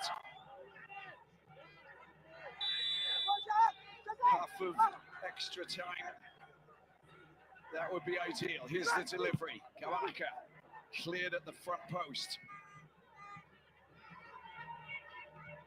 Ghana pushing forward and dealt with by Wahid. They got to throw in. Isa will want to take this. As you can see, it's still 2-2. Sheriff with the brace, Isa and Suleimana scoring the goals. And Ghana, that's a good ball. Poku gets the ball across, couldn't get his volley, couldn't connect Aziz, but they still got a chance. Long-range effort coming in. They do! Oh my, what a fabulous shot that was. But the save was straight out of the top drawer. Abdel Monaim coming to the rescue just off his left side there. But look at this monster rocket shot coming in from Edu. Right foot drilled in and dealt with perfectly there by Monaim, the 18-year-old ZFC goalkeeper, coming to the rescue for the young Pharaohs. Corner coming up for Ajabeng. He'll whip it in with that left foot of his. There's the delivery, it comes in. Who's on the end of it? Well, he had time to even, and space to get a little bit further back and get it on target. And Answi will be kicking himself. That's the shot from Edu.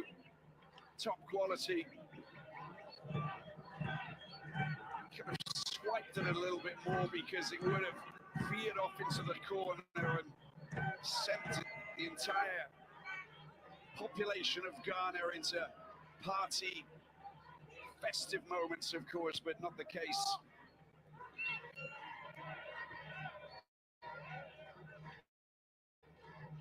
Better luck next time.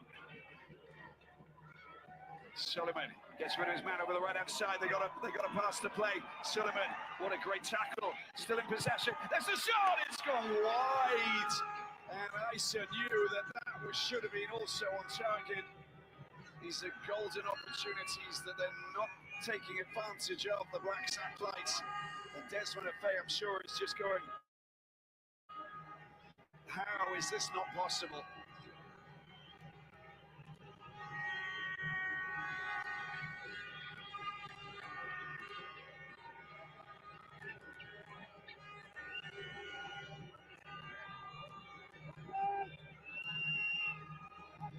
Answi comes up the corner to follow. There's the delivery.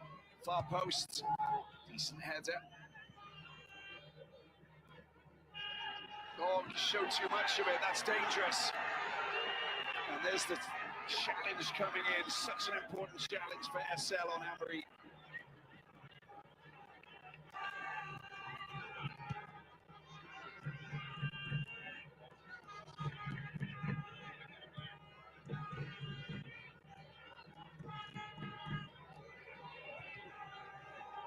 Good chance again on the right-hand side, but on the left foot, it's hit high.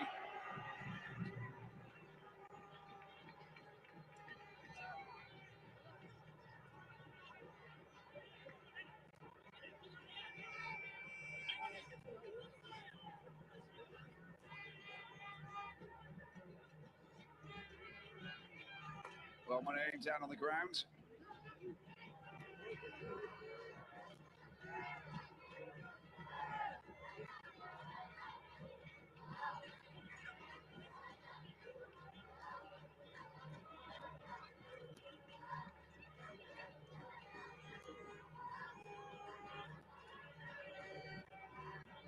Last minute of the first half of extra time. Well, he's looking a little bit pensive, isn't he, Osama Nabil? I can totally understand why.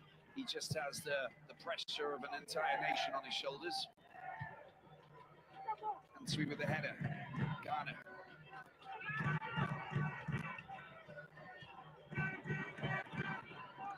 Trying to get the ball down on the ground. There's the touch there coming in from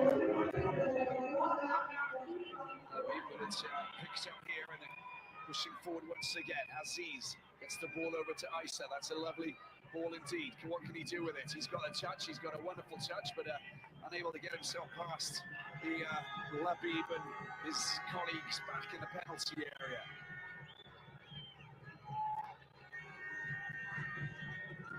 Answi.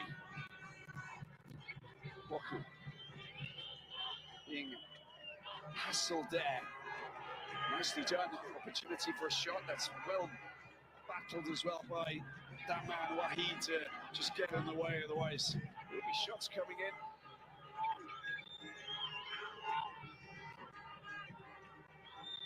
Afori. Suleiman is the delivery into the penalty area. It's too high. And the delivery was perfect, but he's just not able to get in there. Aziz looping over the penalty over the crossbar.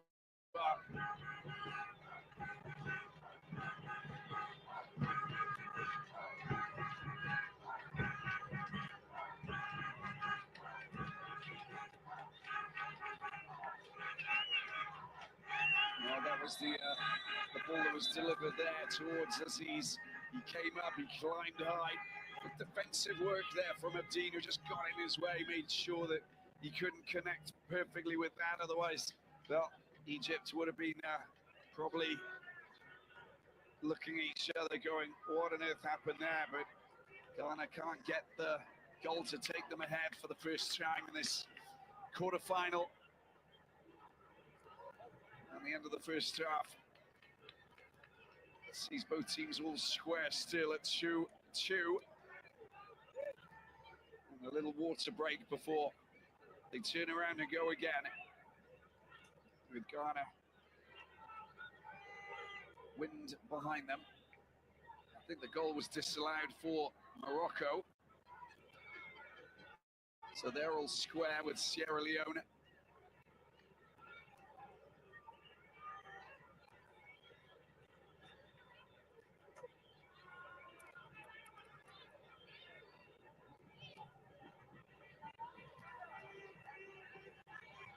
Plenty of drama there as well. A red card, I think, for Sierra Leone's bar in the 98th minute. So again, both matches really going the full distance, but hopefully we'll still manage to see something happen within open play. Otherwise, we will go to penalties. These are the moments that you've got to take advantage of and understand exactly how you're going to play this. What are you going to try and do? Tactics. Fact is that Egypt played most of the second half defending with against Ghana, who just took advantage of the wind behind them, pushed forward, and pepper shots at the Egyptian goalkeeper Abdul Manaim, but they didn't manage to. They managed to get one goal at the end of the first half, and the second came as a penalty. But they have to go again. They have to continue to work, because this is the business end of this quarterfinal. Of course, 15 minutes could define who will be going to the FIFA Under-20 World Cup. Of course, the team that loses will not be going, and that's big. Egypt, one time in the group stage, 3 in the last 16 in 2011, 09, 03, a quarter-final back in 1981, and then a semi-final in Argentina in 2001. Ghana, winners in 2009 here in Egypt. Twice runners-up in Argentina 2001, 93 as well, and then third place in 2013, fourth in 97, and then the round of 16 in 2015. We get this second half of extra time underway, 2-2. And Ghana trying to exploit the wins that they have behind them. A lot of wins here. Opoku trying to thread the ball through to ice so it doesn't happen. They clear the ball quickly. This is going to be a lot of defending here. As Sel gets the ball into the middle. Control's just not good enough, and the clearance was made perfectly there by that man Wahid again.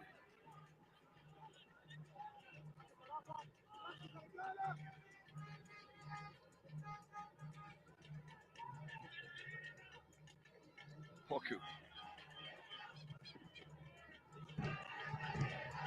Kabaka. The counter is dangerous. It's been taken forward there by Bibu. Is there a free kick? The lines says yes, and the flag goes up. It's a red card. It's a red card for SL. He's already got a yellow. And that is a defining moment for this quarterfinal. Aaron SL has been outstanding for Ghana. Will play no further parts in this game. Let's just have a look at this again.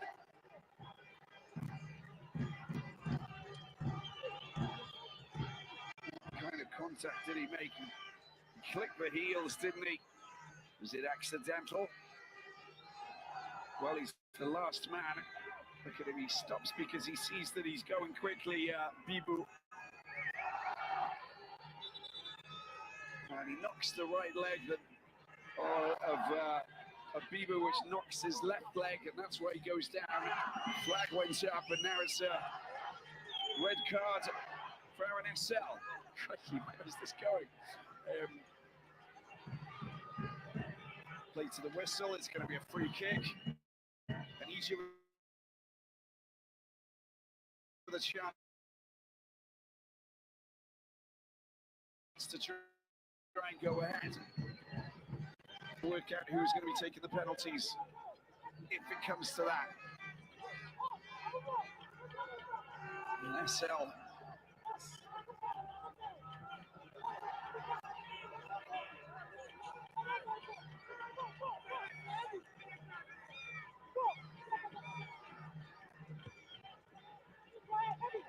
very frustrated.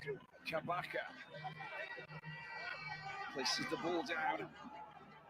Ready. Go for goal, maybe.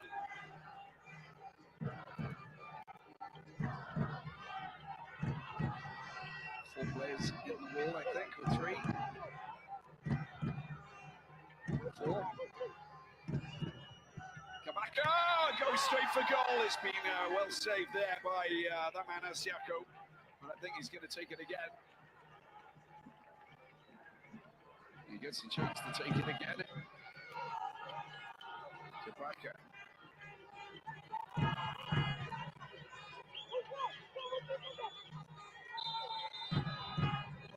Kabaka with another free kick. Dangerously positioned. Lots of pushing and shoving. Kabaka into the penalty area. There's the header! What a great save. They go up again. Brilliant stuff there from Gideon Asiako.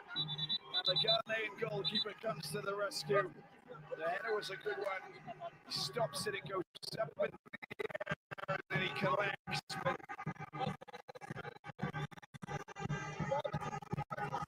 Amari was close in finding, getting the goal. And it came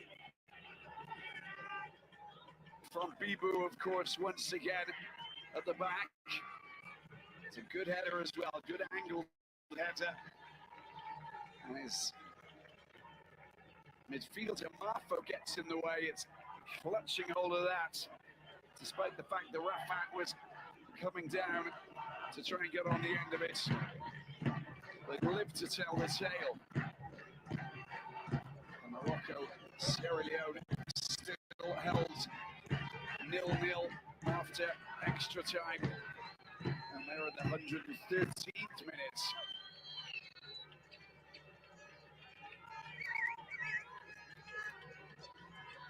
Gideon Asiako of Dream FC getting a bit of treatment. Ghanaian fans still believe, still dance.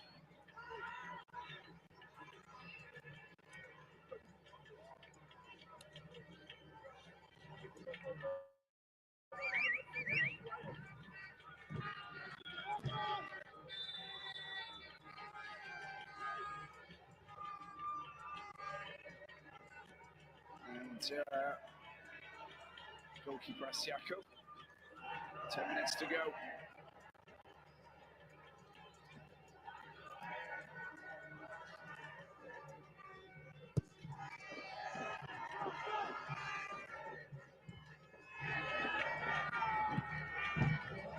Decent clearance coming from Wahid. Nice turn, nice work by Ajabek. Gets the ball out to Isa. Isa down to the right-hand side. Here's Aziz. Waits for support, gets a delivery in. For the post! Oh my word! Is that a penalty? Was there contact there? I'm not too sure. And Hassan Samir. And I think was it Azu who came in? I'm not too sure, but let's have a look at this again. Was he taken out? I don't know. That is a fantastic cross. It really is. That really was a brilliant. The goalkeeper goes down, taken out by his own player, Samir. But nothing more to talk about, apparently.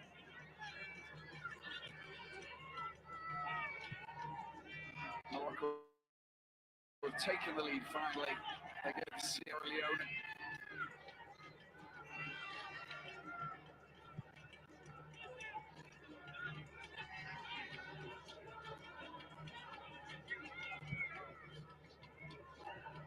Ustenji. Arfo.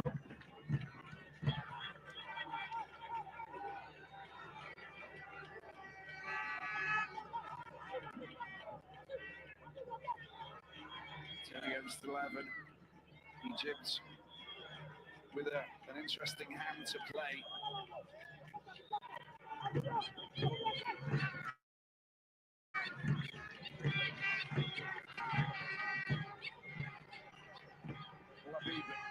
Long throw into the penalty area.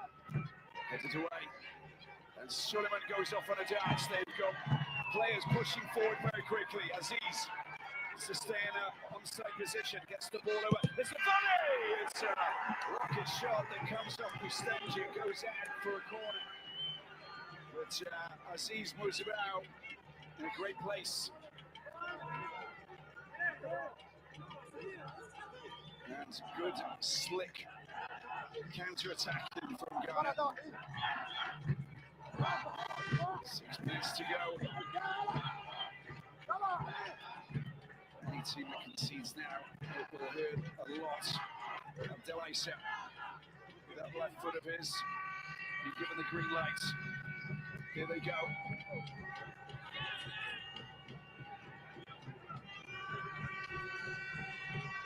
Running into the penalty area. That's a great challenge on Ajabek.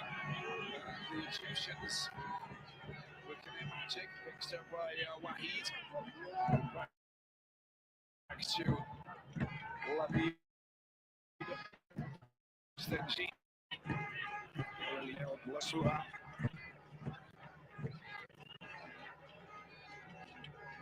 Lovely building up from the back. Safaga.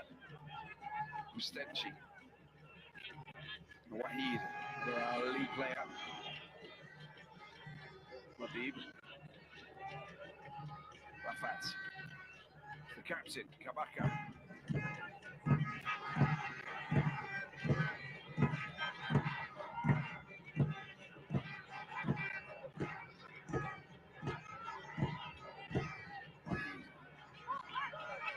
Egypt calmly waiting for an opportunity.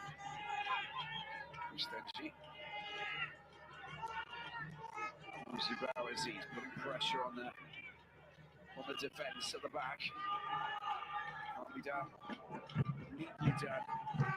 And well conserved by Wahid. To the middle it goes. Kabaka will try to work his magic, gets rid of his man. There's the shot that comes in. It's not a bad effort, but thwarted. And the referee, all of the Egyptian players going straight over to try and bring a little something more than that. And we down on the ground. Here we get a penalty before a penalty. I'm not too sure. I think that was a penalty, but still, you just never know. It's good.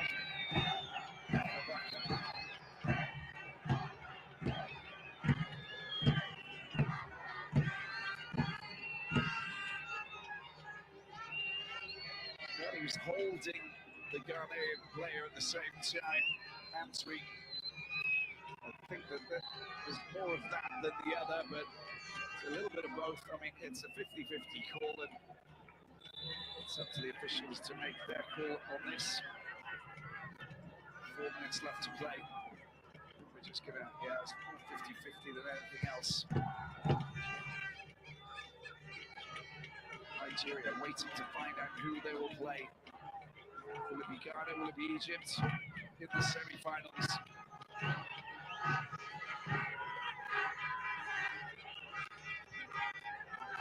South Africa will take on the Democratic Republic of Congo in the final quarter-final clash.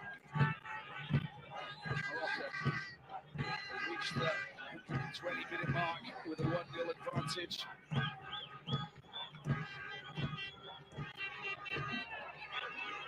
Over Sierra Leone. We might be going to penalties.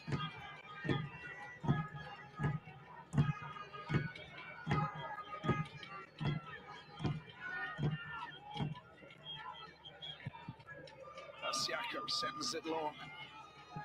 Now chasing. Both teams a little bit scared to push forward. Push too many players forward. Throw everything away. They happen to play penalties.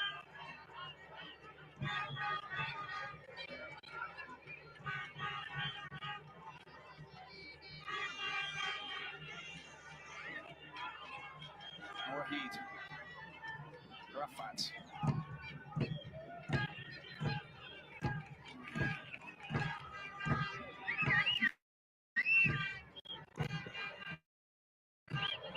Ball over the top, the flag's in. Here's Bibu. Good chance, Egypt! That is sensational! But it won't count.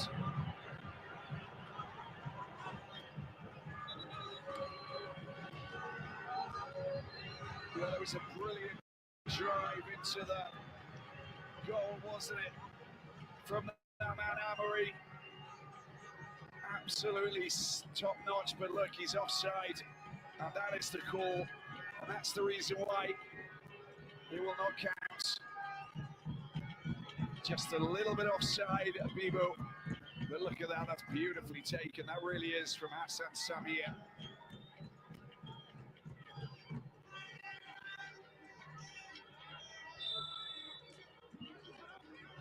So close. And literally a meter or two, not even. Always Ghana who's picked up the ball. Is going to be a corner. Scuffed attempts and a chance for them to possibly get a goal from this. Maybe the last chance of the game before we go to penalties. Morocco have officially qualified for the semi-finals and the 2025 FIFA Under-20 World Cup. Abdel Issa could clinch it if he can deliver the perfect corner. Otherwise, we go to penalties. Ghana looking to try and get themselves the winner. It comes headed away. A chance for a shot, potentially. Solomon picks it up, sets it up. It's got driven very high and away from the target there by Abuku.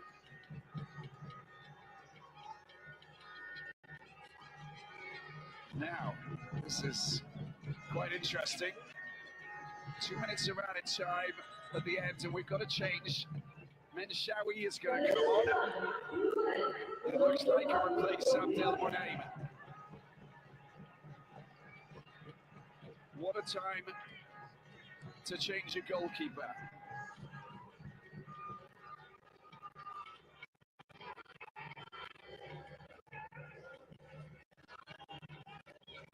Well, he's going to replace Abdel Monaim.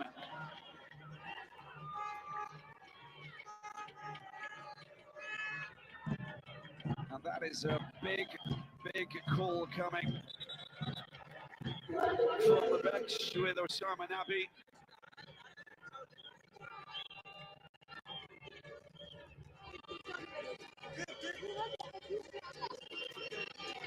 because he's going to be the goalkeeper for all of the penalty shootout.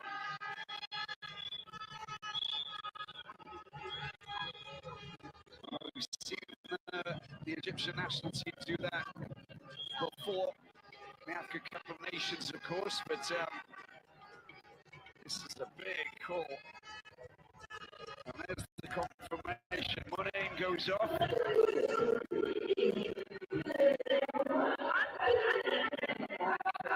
Ahmed Shawi, 20 years of age, who plays for Al Alexandria. What a moment for him.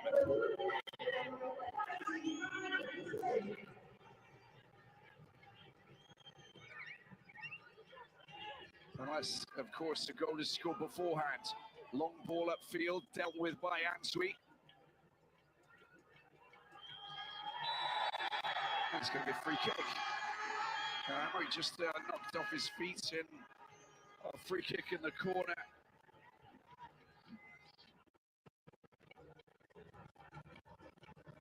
Del Monte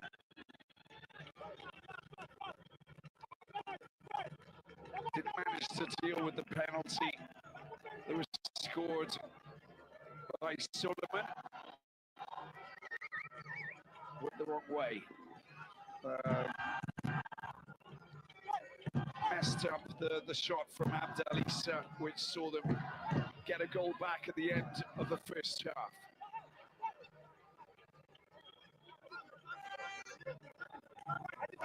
Labib will take this and try and fire it into the penalty box to try and any of his teammates. Here it is, curling chance ahead. It's been picked up over on the far post, and there's the shot. It's been set up. The shot, that most definitely isn't either.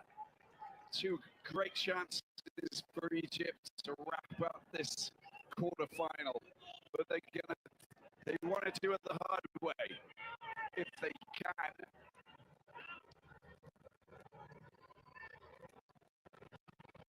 And at the end of the second half of extra time, we're all square. He probably got heart flutters, which is totally understandable.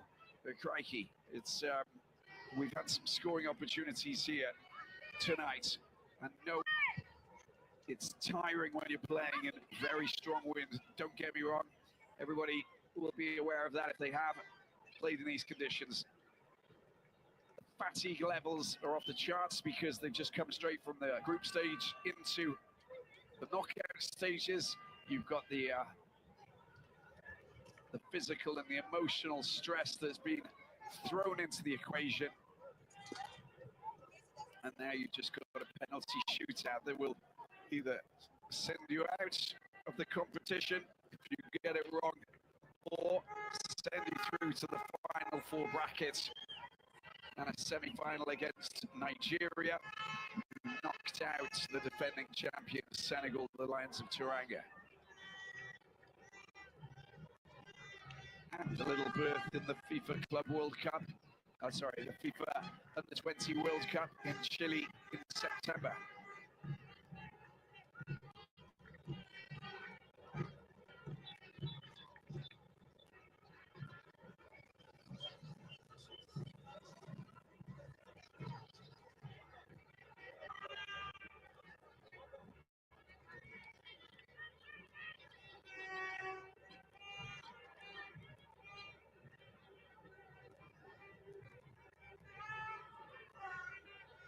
Well, who's gonna take the penalties? I think one thing is for sure, Suleiman for Ghana is definitely going to take the penalty, take a penalty.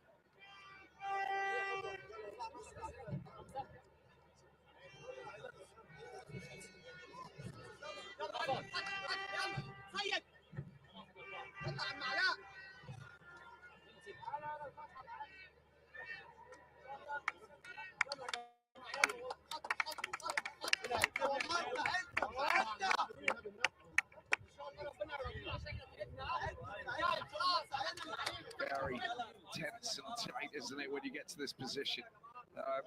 So, 4 shootouts between Egypt and Ghana. Split evenly between winners.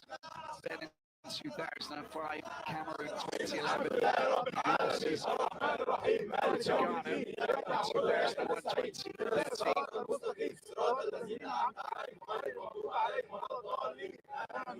2013.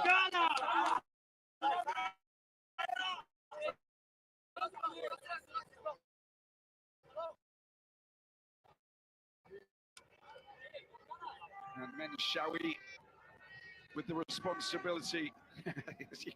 It's this is the way it is. It's the,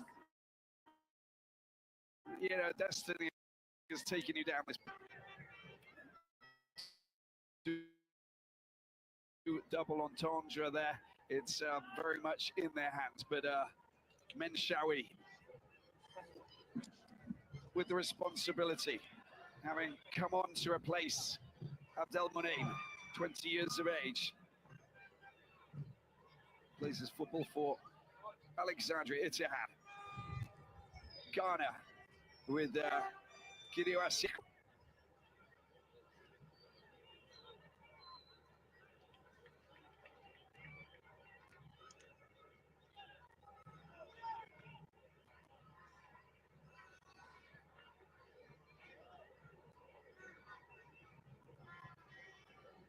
And the referee just calling over the captains and the goalkeepers, of course, to understand exactly where we're going with this. Here at the new Suez Stadium, and the 2 goalkeepers.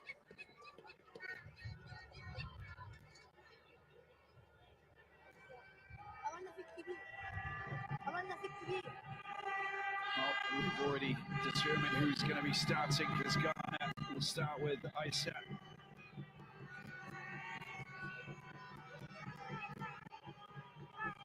Customary communication between the 2 goalkeepers, pretty much the same size. They're 6'1", both of them, so the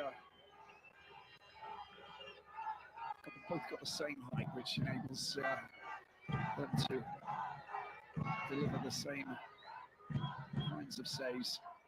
If they have to get down low, of course. Here we go, and it will be Menshawi up against Isa. Scored the opening goal for Ghana.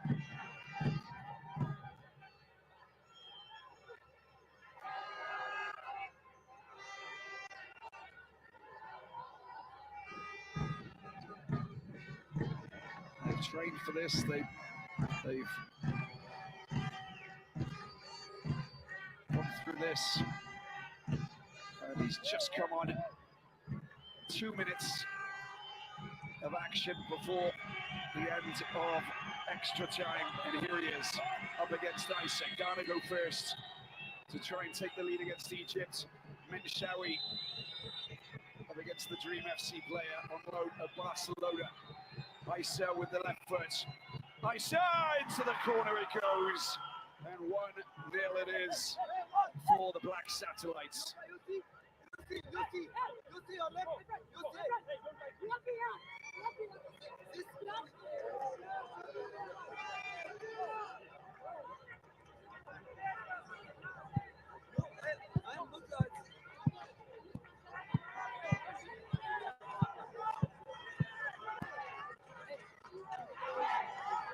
Well, it goes down a tree.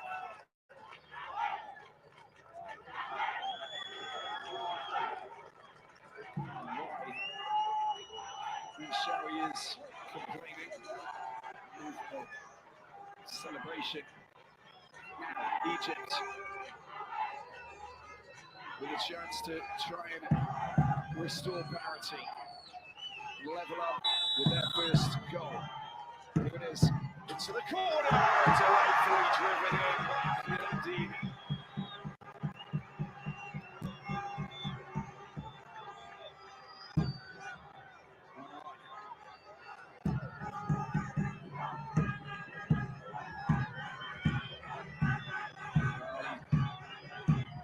Footed, of course, perfectly delivered right into the corner.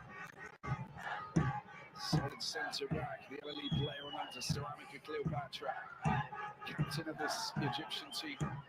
Now we've got Antwi, the centre back, the 18-year-old young Apostle FC player,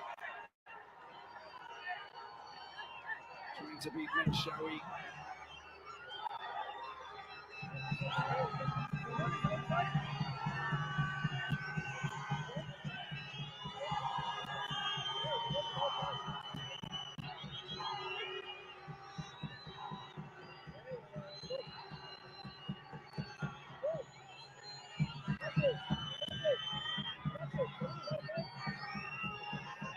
Starting with a right-footed player, I think, with Antwi.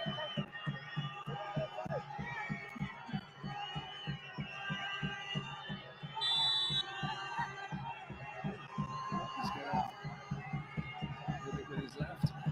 Oh, saved it! Menshawi comes to the rescue for Egypt. Stopping Antwi from scoring.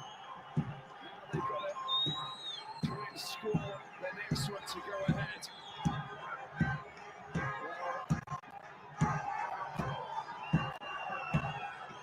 He's great character, isn't he, Menshawi? Likes to talk. Antwi just not going for the quick and hard runner, fast runner. It's all trying to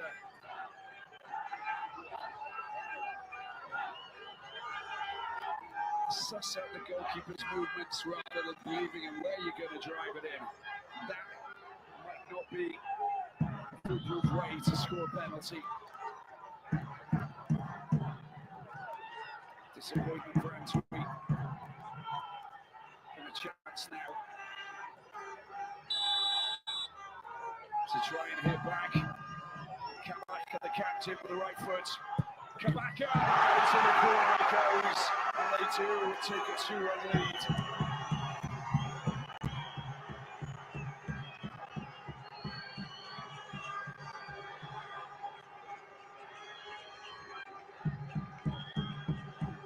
Siako back in position, and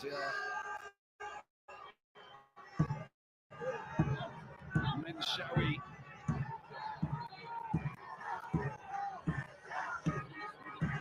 This is such an important penalty for Dennis Marfo, the international player. Look at this with the right foot. Side run up and driven into the corner. With 2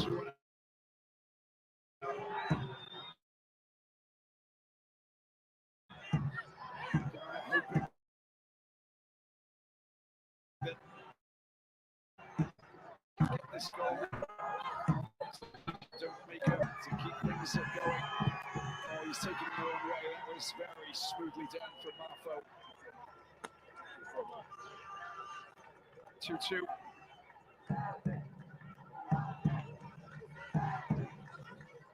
Gideon Siako of Ghana.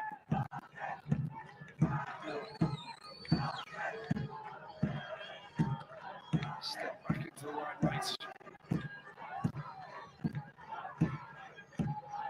Neatly struck into the corner.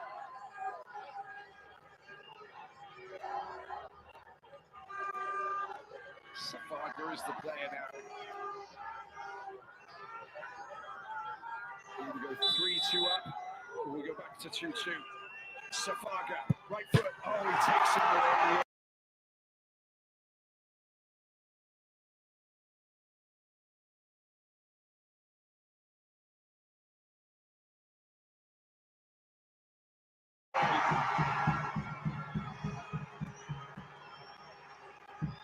Safil, the Osman Safaga, the EMPPI player, midfielder. 3-2. 2 more penalties to be taken. They're still ahead by that. They win. Otherwise, they miss one and they level. We go into sudden death.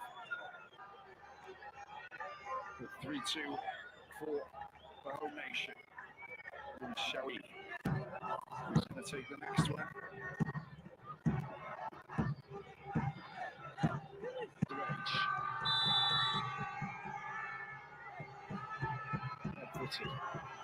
Morocco into the corner it goes. That's another sumptuous penalty that's taken. Love that left corner, don't they? Well, this is going to be very important for Egypt if they get this one. And they are closing in on a place in the semi-finals.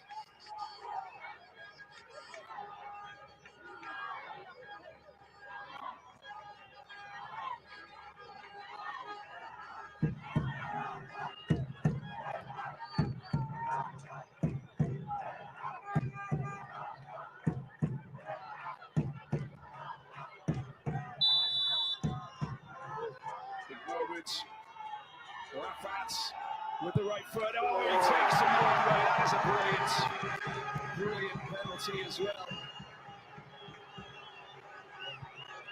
Now, if Ghana miss this, Egypt are into the semi-finals.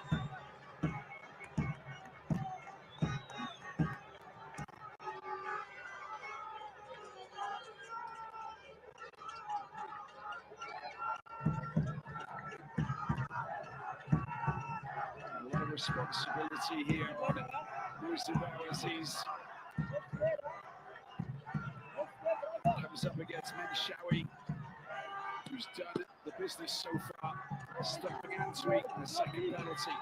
Mustafa Aziz needs to score this one for them to stay alive. Oh, he drives it sensuously into the corner. That really was a fantastic penalty. And now all of the pressure shifts to Gideon Asiako, the Dreams FC goalkeeper. If he saves it, they live and they breathe again. But if Egypt score, then it's all over. Egypt are through to the semi-finals and into the FIFA Under-20 World Cup in Chile in September. And it comes to Bustenji, the Al-Ali player, the centre-back on loan to Smua. Bustenji! He's Egypt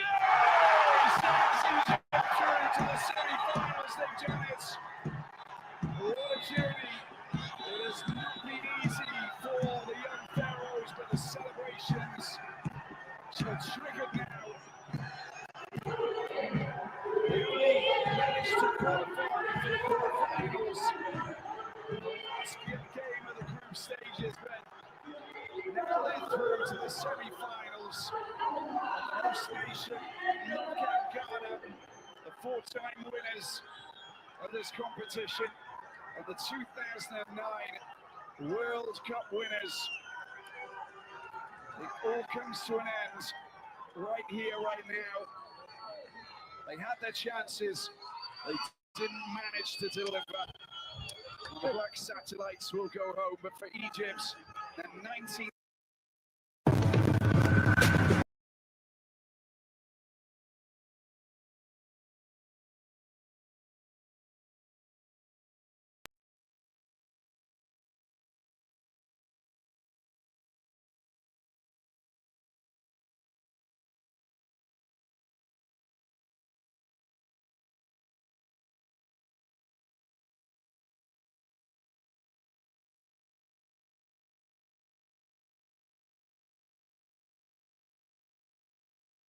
Eliminated, we see two North African countries being participant in the African Cup of Nations as Morocco qualifies for the FIFA's World Cup.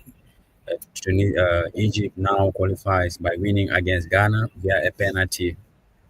That is fantastic, and that is a real challenge, what we call quarterfinal.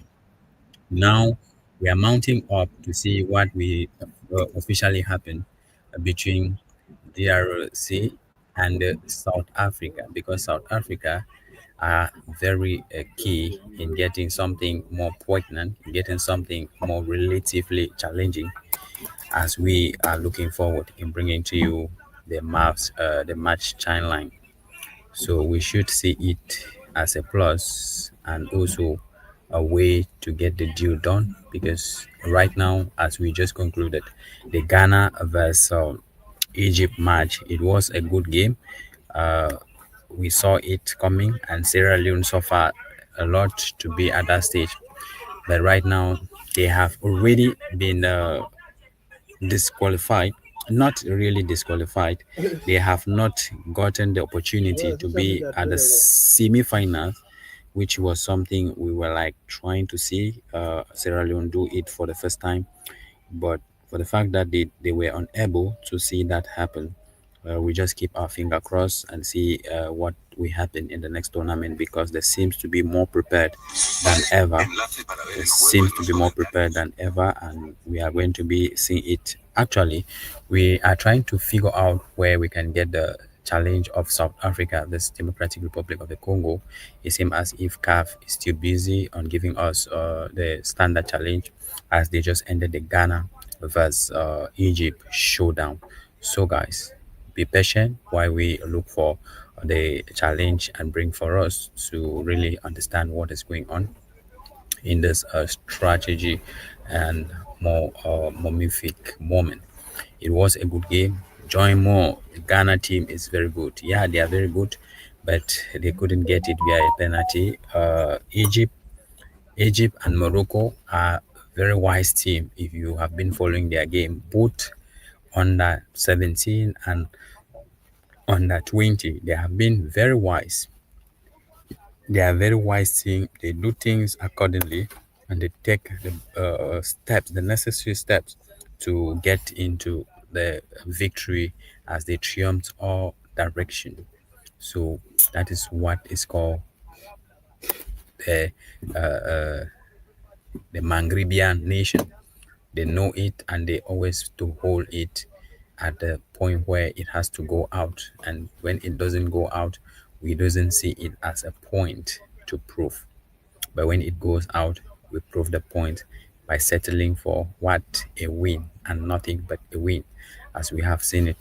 So if it continues to be a win, then we still see the challenge and we still feel the vibes in it. We still feel the vibes, because without the vibe, the game will only be a staunch challenge. We got straight away to a penalty. Any match that ends via a penalty is a very formidable match, and we cannot really underestimate that effort of the teams that have proven their skills going toward the penalty to really see what can be done to clear all the challenges as we be done. So within the first few minutes, that's 10 minutes or 8 minutes of game between South Africa and DR Congo, they are still warming up, as we can see, trying to understand their lineup. Once they understand their lineup and get to find a way to stand their ground, they will continue to dig down. They will continue to try to break that deadlock, which is very important for them to seek the challenge and seek the adventure where it's necessary. So, guys, let's get going. Let's get see what will happen as we see the formidable force line where things are also happening simultaneously. So, had it been we still got South Africa, then we are going to see what will happen as South Africa are still aiming higher, giving to us what they can be of potent to DR Congo, because DR Congo will be serving us another challenge as well. They need a space in the quarterfinal, which is now, and they need a space in the FIFA's World Cup qualification, which Egypt and Morocco, Nigeria have qualified for the World Cup 2025. World Cup 2025. That is what we are expecting.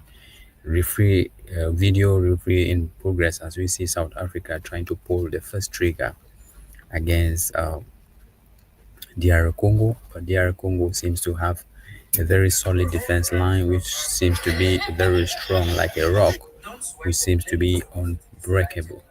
That is the way forward, and that is the way we want to give you the revitalization challenge, the more interesting part of the game. So let's go, guys. It's time, and we are still looking for the match challenge. We are still looking for the match challenge to share with you as it can be a more challenging aspect of 5 goals to four. 5 goals to 4. 5 goals to 4 on penalty for Ghana.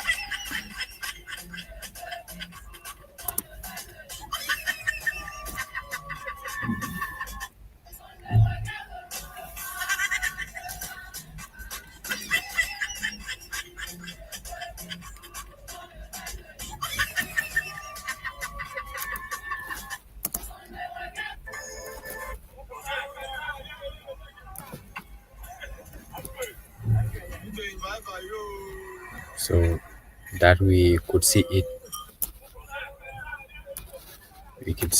all.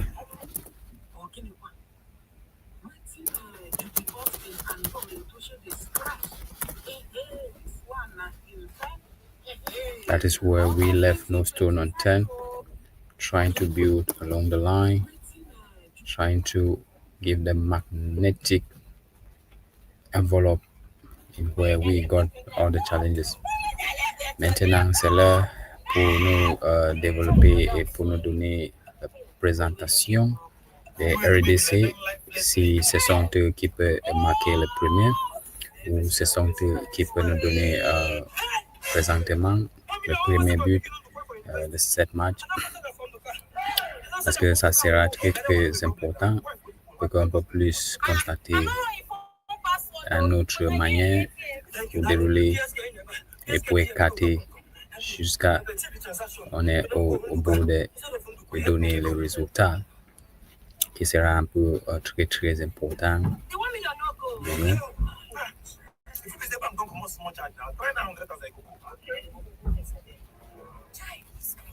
So let's see what can be happening right away as we get up the sky, leaving no stone practically on 10 to be on the standard challenge, to be on the trot of giving all the manifestation that has always given concession and with the unavailability of the game strategy right away. We still wait and patiently waiting to see what will happen as we see DR Congo as the ultimate team that is giving us the vibes, that is looking for a way, a getaway, and clarifying us with what we need to do in order to get up the challenge that is still to be shared to us. So that is the way forward, guys. Let's see what happens. 14 minutes already. First quarter of the game gone, and we are still looking for potentialities. We are still looking for optimism where we can catch it and still reluctantly revitalize everything, the process of getting success. So we are going to be having a step forward in the meantime when we still have potential in the challenge itself. So let's see where we are going to be moving forward. We have new challenges forming up. Does Ghana have match today? Yes, and the match is over. Azara Ghana. It was a quarterfinal of the Under-20 African Cup of Nations 2025, where Ghana could either qualify for semi-finals and FIFA's World Cup simultaneously, or lose all the opportunities by being exiting with 2-1 on penalty, 4-5. That is the win for Egypt. Egypt won against them, and there is no chance for them. They have been eliminated, and that is all. So we look around now to see where things will be happening as we continue to see the show, as we continue to turn around as we continue to pop up with the main challenge on ground. That is where we are getting up to see no stone left unturned to still break some challenges along the way as we something out of it to get the deal done. So we could see it up, we could see it all in one angle where things happen differently. The main time regarding South Africa challenge.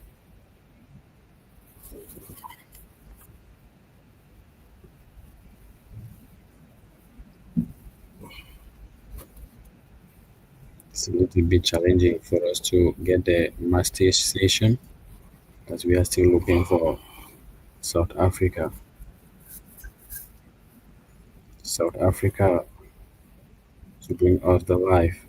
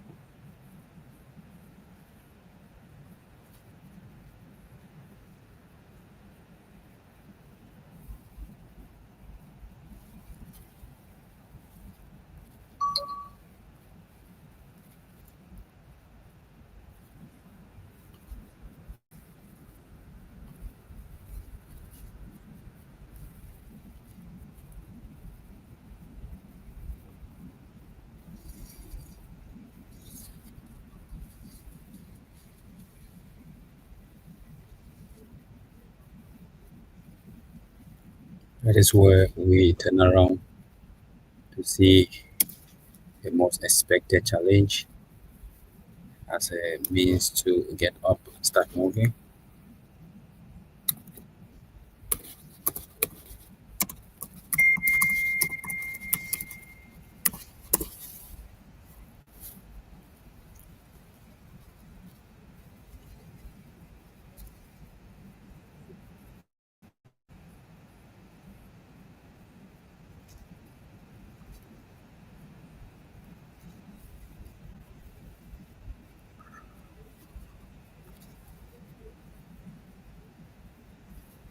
So that is where we could still look for a showdown.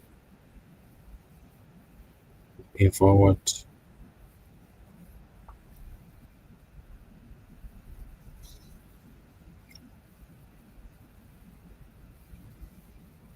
right now, we got everything that we could see, and we still understand.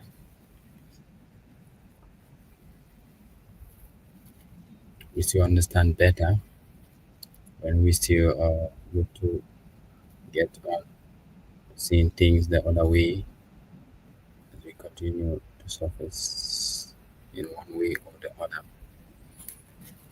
So we still look for the characteristic of what affect the game and what can give us the strategies we are looking for at the same time now because it's very necessary, very important for us to see it.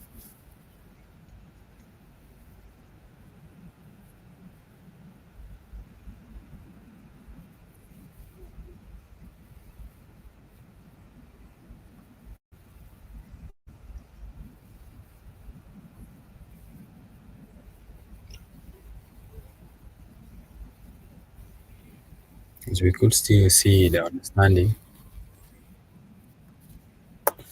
South Africa, one way gone. Congo are still looking forward.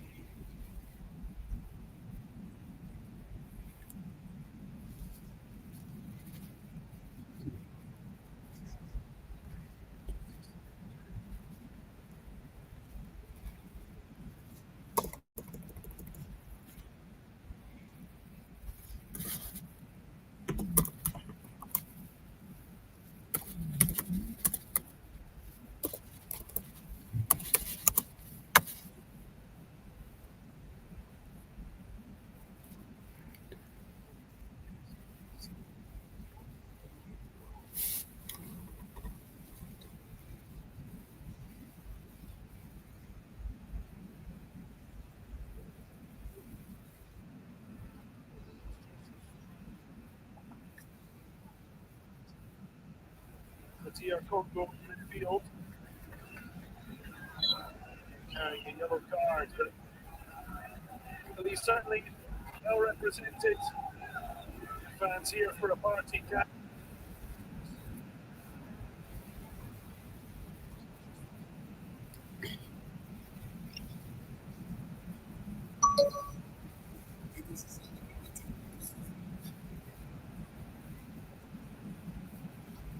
That is where we could still see it. We continue to look forward. We continue to see what will happen next.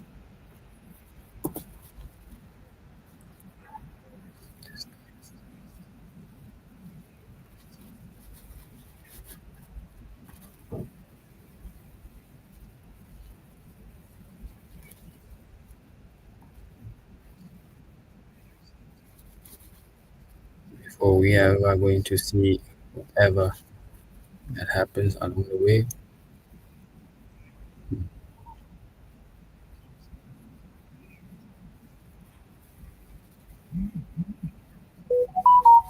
Waiting for the first goal